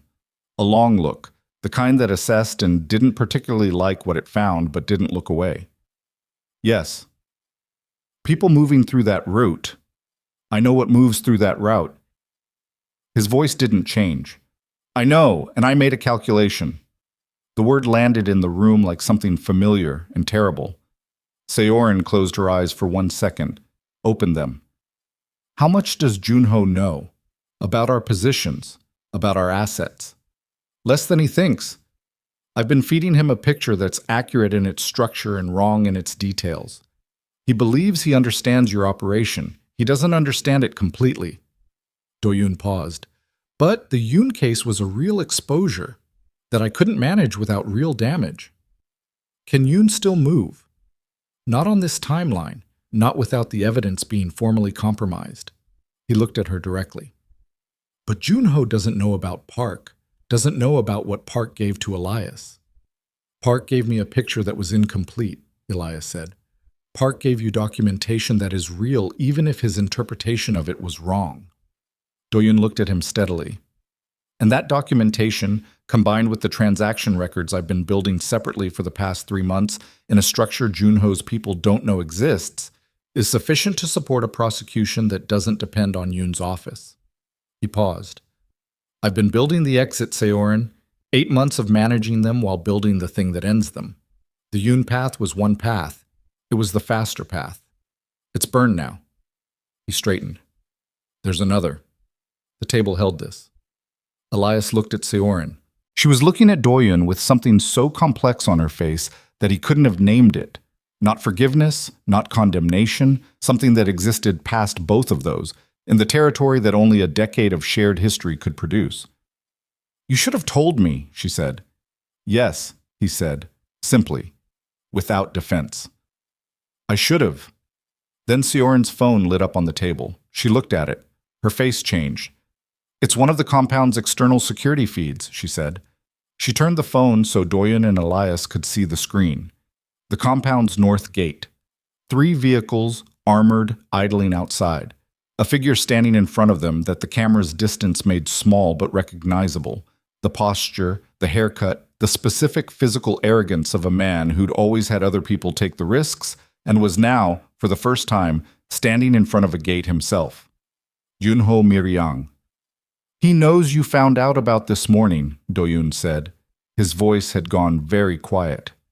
He's accelerating. He's here himself, Elias said. That's not a professional operation. That's personal. The contract on you, Doyun said to Seorin. When I told him this morning's meeting was a misunderstanding, that the access log was a security test, he didn't believe it. He's been sitting on this for 8 months, waiting for proof of exposure, and now he thinks he has it. He looked at her. He's not here to negotiate. Seorin stood. She picked up the phone. Her hands were steady, and the steadiness of them now was not controlled composure. It was something older and more bone-deep than composure. The steadiness of someone who had been in this specific category of situation before and had survived it, and was now accessing whatever that survival had deposited in her. How many people does he have? She said to Do-yoon. Vehicles suggest 12 to 15. He'll have additional positions. This building has 6 staff and no armed security on day rotation. She said it flatly, the inventory of a situation. The overnight team doesn't return until 1800. There's me, Elias said.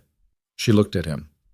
And there's whatever you keep in this building that I haven't seen yet, he said, because you're Kang Seorin and you don't run a compound without contingencies.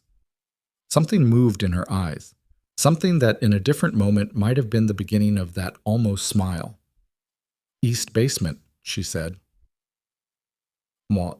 The east basement was not what Elias expected, which meant he hadn't fully recalibrated his picture of her yet, which he filed as a reminder to stop making assumptions. It was a long, low-ceilinged room that smelled of gun oil and climate control, with built-in steel cabinetry running the length of one wall and a floor drain in the center that told its own story about the room's history of use.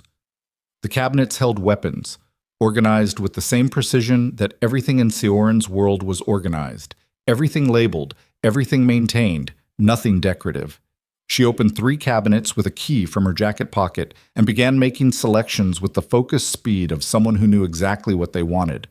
Do-yoon took a position at the room's single monitor, which was cycling through the compound's external camera feeds. They're still at the gate, he said. Junho is on the phone. He's coordinating something. He wants to come in without triggering a record, Seorin said, checking the action on a pistol with the practiced motion of someone who'd done it thousands of times. If he forces the gate, there's documentation, security logs, potential witnesses, and the adjacent properties. She set the pistol on the cabinet and reached for a second. He's going to try to manufacture a pretext. Elias was loading a magazine. He'd found the ammunition without being directed, the organization of the room making it straightforward. What kind of pretext? Police contact. He has relationships. He'll frame this as a welfare check or a warrant execution, something that gives his people legitimate cover to be inside the perimeter.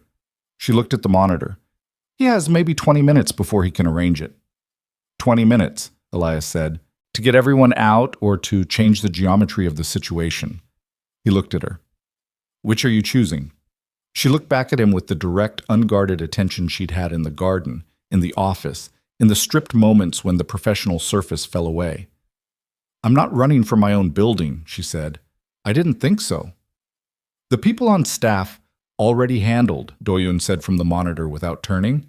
I sent the evacuation signal when we left the restaurant. By the time we arrived here, the building would have been clearing. You anticipated this, Seorin said. I've been anticipating this for 8 months, Do-yoon said. There was something in his voice now that had not been there in the restaurant, something compressed and specific, the voice of a man who'd been carrying weight for a long time and was finally putting it down somewhere, regardless of what happened next. I've been trying to control the timing. I didn't control it well enough. The monitor pinged. Camera 4. The North Gate. A police vehicle had pulled up behind Junho's convoy. Faster than 20 minutes, Elias said. He had the call already placed, Seorin said. She finished loading the second pistol, checked it, held it out to Elias. He took it. Their hands didn't touch in the exchange. She was careful about that. The invisible circle maintained even now, even here, in a basement with armed people at the gate. There are 3 access points they won't know about, she said, moving to the room's second monitor.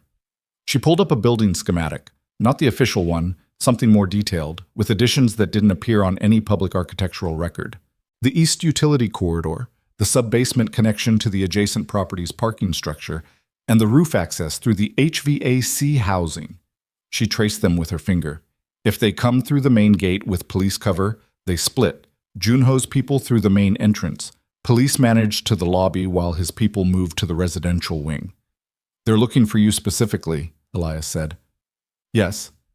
Then we don't stay in the residential wing. She looked at him. Where? We use what they think they know about this building. He'd been mapping it since he arrived, the way he always mapped spaces, unconsciously and continuously until the map was complete. They know the compound layout. They know the residential wing, the operations room, the main access corridors. They don't know what you just showed me. He paused. We move through the parts of this building that don't exist on their map. Doyun turned from the monitor. He looked at Seorin, then at Elias, and something passed across his face that was the closest thing to approval Elias had seen from him. There's a problem, Doyun said. The sub-basement connection. I sealed it 6 weeks ago as a security protocol. Rekeyed to a sequence I haven't shared. Then unseal it, Elias said. A pause. The control panel is in the operations room, 3rd floor. The gate monitor showed the police vehicle pulling forward, Junho's convoy beginning to move. How long? Seorin said. 4 minutes to the operations room, 90 seconds to rekey, 4 minutes back. If the police cover moves faster, go, she said. Seorin. Doyun. Her voice was the quietest it had been all morning. Go. He went. She and Elias looked at each other in the basement room, with its gun oil smell and its climate control hum, and the monitor showing Junho Miryang's convoy moving through the gate behind a police vehicle. And the specific quality of the silence between them was different from any silence they'd shared before. Not the silence of two people managing distance, but the silence of two people who'd stopped managing anything and were simply standing in the same place at the same moment, with the same understanding of what the next few minutes contained. The contingency, Elias said, if Doyun doesn't make it back in time. We hold this room. She said it without hesitation. The door is reinforced. The cabinetry provides cover. The room has its own ventilation, so gas is limited as a tactic. She looked at the door, then at him. It's not a good position. Better than the residential wing. Yes. Okay. He checked the pistol she'd given him, checked his own, settled both into positions he could access. Moved to the door and checked its lock. Heavy, well-fitted, manual rather than electronic, which meant it couldn't be remotely overridden. Okay. Elias. Her voice stopped him. He turned. She was standing at the middle of the room with a weapon in each hand and her jacket open and her hair starting to come loose from where she'd pinned it. And whatever she'd been when he met her, the controlled, impenetrable architecture of Kang Seorin, the woman who moved rooms like instruments, who made calculations in the cold blood of long-term strategy. That architecture was still present, but the person inside it was visible in a way that it had taken him weeks of proximity and crisis to excavate. And now it was simply there, undisguised, in a basement room with men coming through the gate. If we don't... She stopped, started again. I need you to know that what I told you in the garden was true. All of it. I know, he said. You don't have to stay. I'm staying. Because of the job. No. He said it flat and direct, the way walls are flat, the way he told the air in Club Obsidian that she'd said no, and she heard it the same way the air had heard him, with the specific shock of someone encountering a statement that doesn't leave room for negotiation. Not because of the job. She looked at him for one long moment. What moved across her face was something he was done trying to categorize. Above them, through the basement's concrete and the building's bones, they heard the front door come open. And then from the floor above, not Doyun's footsteps returning, but the wrong footsteps, too many of them. The specific rhythm of organized men moving through a space they'd been told they owned. And Elias turned to the basement door, weight forward, both weapons ready, and beside him Kang Seorin settled into the same stance with the same readiness and the same forward weight. And the footsteps got louder, and the door held for 40 seconds. Elias counted them.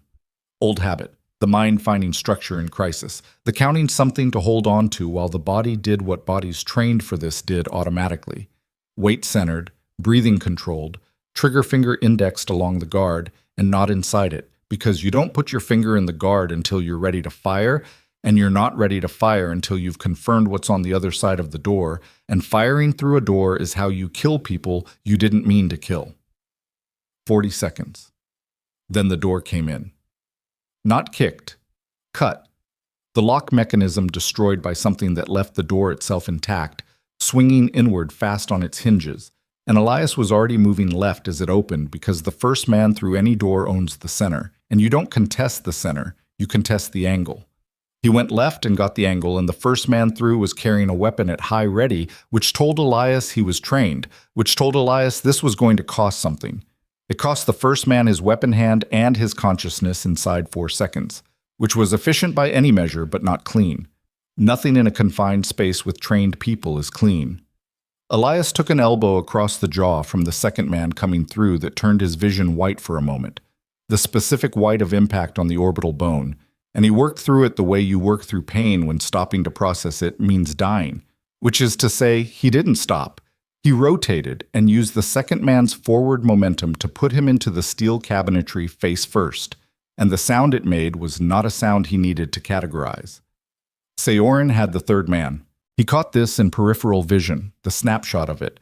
She was smaller than the man by a significant margin, and she'd accounted for that the way someone accounts for a structural constraint, working inside his reach rather than outside it. And the efficiency of what she did in 3 seconds told him everything about what her life had required her to learn and when she'd learned it. The man went down. Silence.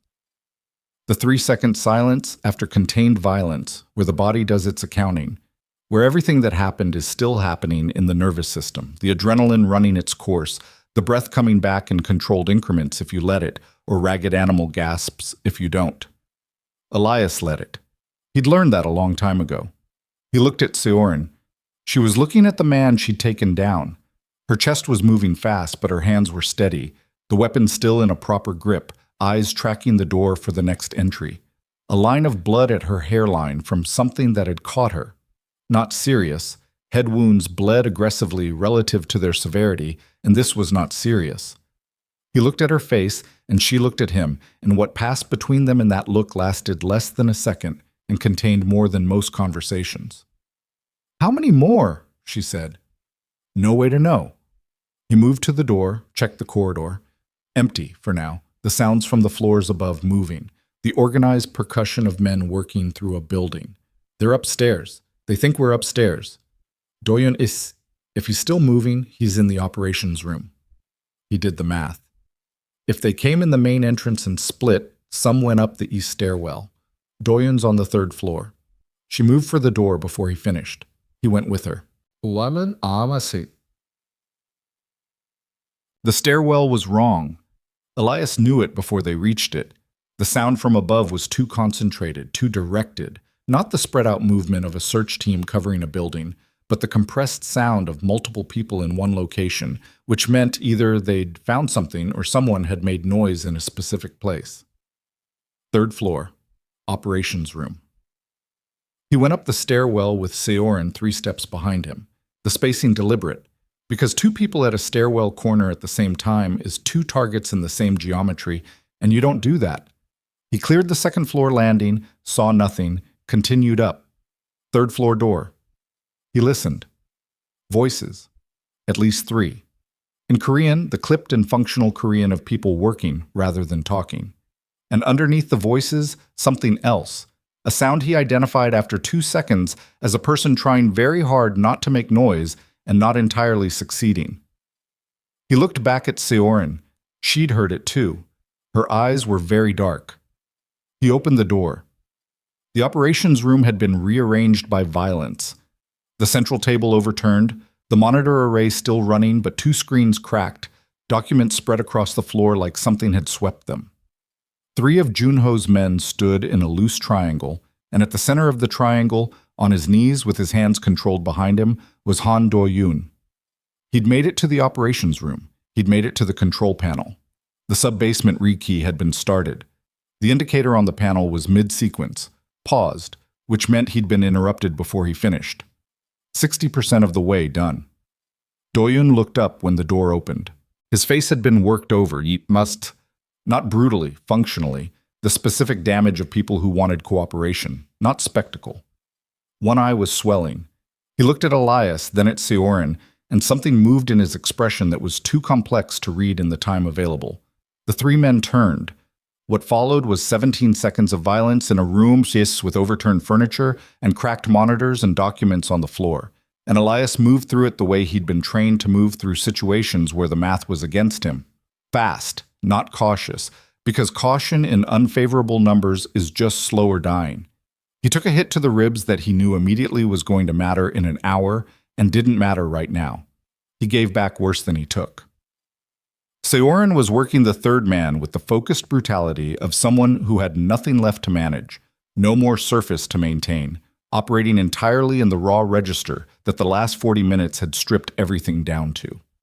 When it ended, Elias was breathing through his mouth because his nose was bleeding and mouth breathing was easier, and his ribs were sending signals he was deferring, and he was standing in the middle of the operations room in the specific stillness that arrives after the body has done everything it was asked to do and is waiting to find out what comes next. Doyun was on his feet. Seorin had him by the arm, not controlling, supporting, the arm of someone who'd just found a person they'd thought they might not find. She let go almost immediately, the way she let go of physical contact always, the invisible circle reasserting itself even now. But for the 2 seconds she held his arm, something moved between them that Elias recognized as the specific and irreducible texture of people who'd shared a decade of survival. "The panel," Elias said. Doyun moved to the control panel, still moving wrong, one hand pressed to his ribs in the same way Elias was pressing to his. He looked at the sequence indicator. His hands went to the input, and in 30 seconds the indicator ran to completion and the status light changed. "Sub-basement connection is open," he said. From the floor below, closer now, the footsteps reorganizing, someone having figured out that the basement team wasn't responding, came the sound of people moving toward the stairwell. "How many does he have left?" Seorin said. Doyun calculated. "He came with 14. You've accounted for 5. He looked at Elias. 9 remaining, plus Junho, who doesn't count. "Why doesn't Junho count?" Elias said. "Because Junho has never in his life been in a building when the situation went wrong," Doyun said. "He's at the gate. He came to watch." "Then we go to the gate," Seorin said. Both men looked at her. "The 9 remaining are searching a building," she said. Her voice had the quality of pure forward motion, no hesitation in it, nothing held back. "If we go through the sub-basement to the adjacent structure and come out on the North Street, we come up behind the gate position. We're not where they're looking." She paused, and Junho has to answer for this personally. "3 of us against a gate position," Doyun started. "2, she said. "You're going to the elevator. There's a car in the adjacent structure's basement. You're going to Prosecutor Yoon's office with everything you've built for the past 3 months, and you're going to put it in her hands physically, today, because if you don't do it today, the window closes." Doyun was quiet. "Go," she said. The same word she'd said in the basement, the same frequency. He went. The sub-basement was cold and low-ceilinged and smelled of concrete and the faint mineral smell of water seeping through old foundations. They moved through it fast, Elias with his hand on the wall because the lighting was emergency level only, Seorin 3 feet behind him, neither of them talking because there was nothing to say that would improve the situation and several things that might complicate it. The connection to the adjacent structure's parking basement was a steel door that opened on a space that smelled of exhaust and tire rubber, the massive quiet of an underground structure mostly empty at this hour. They crossed it at a controlled pace, Elias tracking the sounds from above and from the access points, both of them managing the specific dual attention of people in pursuit and people avoiding pursuit simultaneously. North Street exit. Stairs. A door that opened on the winter air of a Seoul mid-morning, pale and cold, the sky the color of old concrete. They came out half a block north of the compound's north gate. Junho's convoy was still there. 2 of the armored vehicles remained, the third presumably having repositioned. The police vehicle was gone, the cover it had provided having served its purpose, the officers inside having either been paid to leave or having had the professional instinct to not be present for what came next. 4 men at the gate position, 2 of them looking at their phones, 2 of them watching the compound's entrance, and Junho, standing 20 feet from the gate with his back to them, on the phone, in the specific body language of a man receiving updates he didn't like. Elias and Seorin came up the street in the blind spot created by the angle of the parked vehicles, moving at the pace of 2 people who belonged on this street at this time of morning, unremarkable, just movement. They were 15 feet from Junho when one of the gatemen looked up from his phone and saw them, and his face did the thing faces do when the brain registers the specific wrongness of a situation and the body hasn't caught up yet. That half-second gap was enough. Elias was on the two tactical men before the gate position could fully organize. The advantage of momentum and surprise doing work that numbers couldn't, and it was brutal and close, and he took another hit, this one high on the left side that was going to matter considerably once the adrenaline cleared, and he gave back what he took and more. The other two men reacted slower than they should have, which told him something about the quality of Junho's money versus the quality of the men it bought. When Elias looked up from the ground, Seorin had Junho. Not physically, she was standing 6 feet from him in the cold November street with a weapon aimed at his chest, and Junho was standing with both hands out and his phone on the pavement where it had fallen, and his face had lost everything it had been wearing in every other context Elias had seen him in. The arrogance was gone. The contempt was gone. What was left was the face underneath all of that, which turned out to be the face of a man who'd made a career of having other people absorb the costs of his choices, and was now, for the first time, in a position where someone else wasn't available for that purpose. He looked smaller than he had at Club Obsidian. He looked considerably smaller. "You were supposed to be gone," he said to Seorin. His voice was trying to find the register of authority and couldn't locate it. The contract was, "Sit down," Seorin said. Seorin. "Sit down, Junho." He sat. On the pavement on a Seoul street in November, in a suit that cost more than most people's monthly income, Junho Miryang sat down because Kang Seorin told him to, and there was nothing left in him that was capable of not listening. She looked at him for a long moment. "The network," she said. "The Incheon route. Every contact, every official, every account structure. You're going to document all of it." She paused. "In exchange, you get to leave this city, not the country. Not yet, that's Prosecutor Yoon's jurisdiction now. But this city. You get to not be present for what happens next. You can't." "Junho." Her voice was quiet. "I have been patient with you for 3 years. I have managed your interference, your attacks, your attempts to own things that weren't yours for 3 years, because eliminating you directly was less useful than making you irrelevant. You are now irrelevant." She looked at him with the flat, certain attention of someone reading a situation that has already concluded. "What I'm offering you is better than irrelevance. It's absence. Take it." He looked at her. He looked at Elias, who was standing with his ribs telling him an increasingly urgent story that he was still not listening to. He looked at his phone on the pavement. "The documentation," he said. "Everything." A long pause. The street was quiet around them, the specific quiet of a city block that had witnessed something it was professionally pretending not to have witnessed. "All right," he said. It wasn't surrender, not exactly. It was the specific deflation of a man who'd built a position on other people's fear and had discovered that the foundation under fear was less solid than he'd constructed it to be. He said it with the sound of something going out of him, some organized resistance collapsing into its own weight. Elias watched it happen and felt nothing in particular, which was its own kind of exhaustion. Chit. Prosecutor Yoon Ji-hai received Han Do-yoon in her office at 11:47 that morning. What he brought her took 40 minutes to present and 3 hours for her team to begin processing.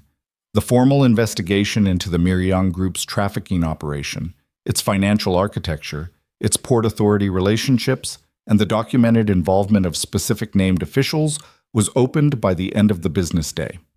The legal challenge that Miryang's attorneys had filed that morning was addressed, contested, and functionally neutralized within 2 weeks by the weight of the documentation Do-yoon had been constructing for 3 months in a structure that didn't intersect with any of the intelligence Do-yoon had provided to Junho. It was not a quick process. Legal processes of that scale never were. They moved through the system with the grinding, impersonal momentum of institutional machinery, which was slower than Elias would have chosen and more durable than anything else available. He understood the durability. He chose to accept the slowness. In the weeks that followed, the Miryang Group's structures began to come apart in the specific way that organizations come apart when the foundational supports are removed. Not all at once, not dramatically, but piece by piece. each component that had relied on the corruption beneath it becoming load-bearing and then failing. Executives left the country. Others turned cooperating witness. The Port Authority contact network was mapped, documented, dismantled. The Incheon route closed. The paper architecture that Seorin's logistics firm had built 5 years ago and maintained, and which had provided legal cover for the movement of people through that system, was entered into evidence and examined and became part of the record. All of it was part of the record, including Seorin's organization's historical connection to the logistics firm, including the transaction records, including the 14 months. She made no attempt to suppress this.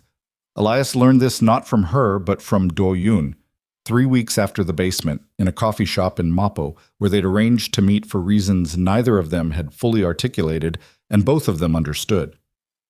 Do-yoon looked better than he had on the operations room floor. He looked like a man who was sleeping, which was probably something he hadn't done properly for 8 months. "She gave Yoon everything," Do-yoon said. Elias held his coffee cup. His ribs had healed enough to stop informing him of their grievance constantly, though certain movements still produced opinions, including herself. The prosecution is focused on the Miryang network. Her cooperation is extensive and the immunity arrangement reflects that. He paused. It's not clean. There are going to be significant legal consequences for portions of her organization. There may be personal exposure that can't be fully mitigated. She knew that when she decided to give Yoon everything. Yes. When did she decide? Do-yoon was quiet for a moment. I think she decided in the garden, he said, the night you told her about Mara. He looked at his coffee. I think she'd been circling it for longer than that. But that night was when she let it become, the kind of decision she was going to act on. He paused. She doesn't make those decisions quickly. She never has. Elias looked at the table. Where is she? She's in Seoul. She's dealing with the legal process. She's not... He stopped, organized himself. She's not what she was 3 months ago. The organization is significantly contracted. Most of the people who worked for her have moved on or are in the process of doing so. She's handling the legal exposure herself, without infrastructure. He looked at Elias. She asked me how you were. What did you tell her? That I didn't know, that I hadn't spoken to you. Elias nodded. He looked out the window at Mapogu in the December cold, the street wet from earlier rain, people moving past with their collars up and their heads down in the particular posture of a city that had decided winter had arrived and was going to proceed with it. The Incheon route is closed, he said. Completely. The port contacts are in custody or cooperating. The documentation network has been dismantled. The women who moved through it. Social services has been in contact with the families and agencies that were working those cases. Do-yoon paused. It's not sufficient. It won't be sufficient, but it's real. Elias thought about Mara. He thought about the photograph on the Incheon casework that he'd looked at so many times. It had lost its power to hurt in the acute way, and had become instead a permanent structural weight, something he carried the way you carry anything that's been with you long enough to reshape the posture you carry it in. He thought about what sufficient meant and whether the word applied to any of this. He thought briefly about the harbor where Seorin's father had been killed. He'd never seen it. She'd described it. The cargo cranes in the fog, the cold, the 16-year-old girl who hadn't run. He thought about what it did to a person to start their adult life standing in a place like that. He didn't say any of this to Do-yoon. Tell her I'm going to Busan for a while, he said. Do-yoon looked at him. Busan. I need somewhere quieter. He paused. Tell her I'm going to Busan for a while and I'm not in any particular hurry to leave. Do-yoon studied him for a moment with the same careful, assessing attention he'd had in every context Elias had encountered him in, and then he nodded, the small, precise kind. All right, he said. Busan in January was a different proposition from Seoul. The city had the specific character of a port city that had never forgotten it, was a port city, rougher at the edges, louder in the way that came from generations of labor rather than commerce, the sea genuinely present rather than decorative. Elias found a space on the waterfront in the Nampo district, A ground floor unit with large windows that looked out over the harbor, and he rented it for 3 months with the option to extend. And he spent the first 2 weeks doing very little except sleeping and letting his ribs finish their opinion and watching the harbor the way people watch water when they're waiting for something they can't name. He called his mother in Virginia on a Tuesday night. It was a long call, longer than he expected it to be, and he told her some things about the past year that he'd been not telling her for a long time. Not all of them. Some of them. She cried, which he'd expected, and she asked when he was coming home, which he didn't answer directly, which she accepted with the patience of a woman who'd spent 4 years watching her son become someone she mostly recognized and partly couldn't follow. He went running in the mornings along the waterfront. His ribs protested for the first week, and then stopped. The city moved around him with the indifferent vitality of a city that had its own business to attend to, and wasn't adjusting its schedule for his presence, which was what he'd needed without knowing he'd needed it. He went to the consulate in Seoul and filed amended paperwork. He closed Mara's case with the notation investigation concluded, perpetrators in legal process, and the specific internal ceremony of a person setting something down that they've been carrying for a long time. Not resolution. Resolution was a word for stories. And this was not a story. It was a thing that had happened and continued to have happened and would always have happened. But the carrying of it was different now. The posture was different. He thought about what Seorin had said in the basement before the door came in. What I told you in the garden was true. All of it. He thought about this more than was strictly necessary. She appeared on an evening in late January. He was behind the bar. He'd offered to help the building's ground floor establishment, a small place that served food and drink to harbor workers and the occasional tourist who'd wandered further from the tourist areas than they'd planned. And the owner had accepted in the way that people accept offered help when the person offering it looks like they need something to do. He'd been doing it for 10 days. It suited him in the way that simple physical work suited people whose minds needed the rest. The bell above the door was the kind that had been hanging in the same place for 20 years and rang with a sound that had worn itself into something comfortable. He looked up. She came in alone. Dark coat, the collar up against the harbor cold, her hair down. No security detail. No weapon visible, though he'd learned enough about her to understand that visible was not the only category that mattered. She looked like a woman who had recently come through something significant and was in the early process of becoming whoever she was going to be afterward, which was not a quick process and showed in the face if you knew how to read faces. She looked around the room. Her eyes found him behind the bar. She walked over and sat down on one of the stools with the ease of someone who'd made a long trip and had arrived where they were going. For a moment, neither of them spoke. "You found me," he said. "You told Doyun you were in Busan. In Busan, there are not that many Americans running waterfront bars." Something at the corner of her mouth. The almost smile, familiar now, more legible than it had been. It wasn't detective work. "How long have you been in Busan?" "I drove down this morning." She looked at the bar's surface, the wood worn smooth by years of glasses and elbows. "I had a meeting with Yoon's team yesterday. It went..." She paused. "It went as well as it was going to go." What does that mean practically? It means there are things that can be mitigated and things that can't, and I know which is which now. She said it without drama, without the weight of performance. Just information, delivered evenly. Most of the assets, some of the people, though most of them made their own arrangements before the legal process required them to. "The building in Seongbuk-dong." She paused. "Doyun is cooperating fully, the immunity holds. And you?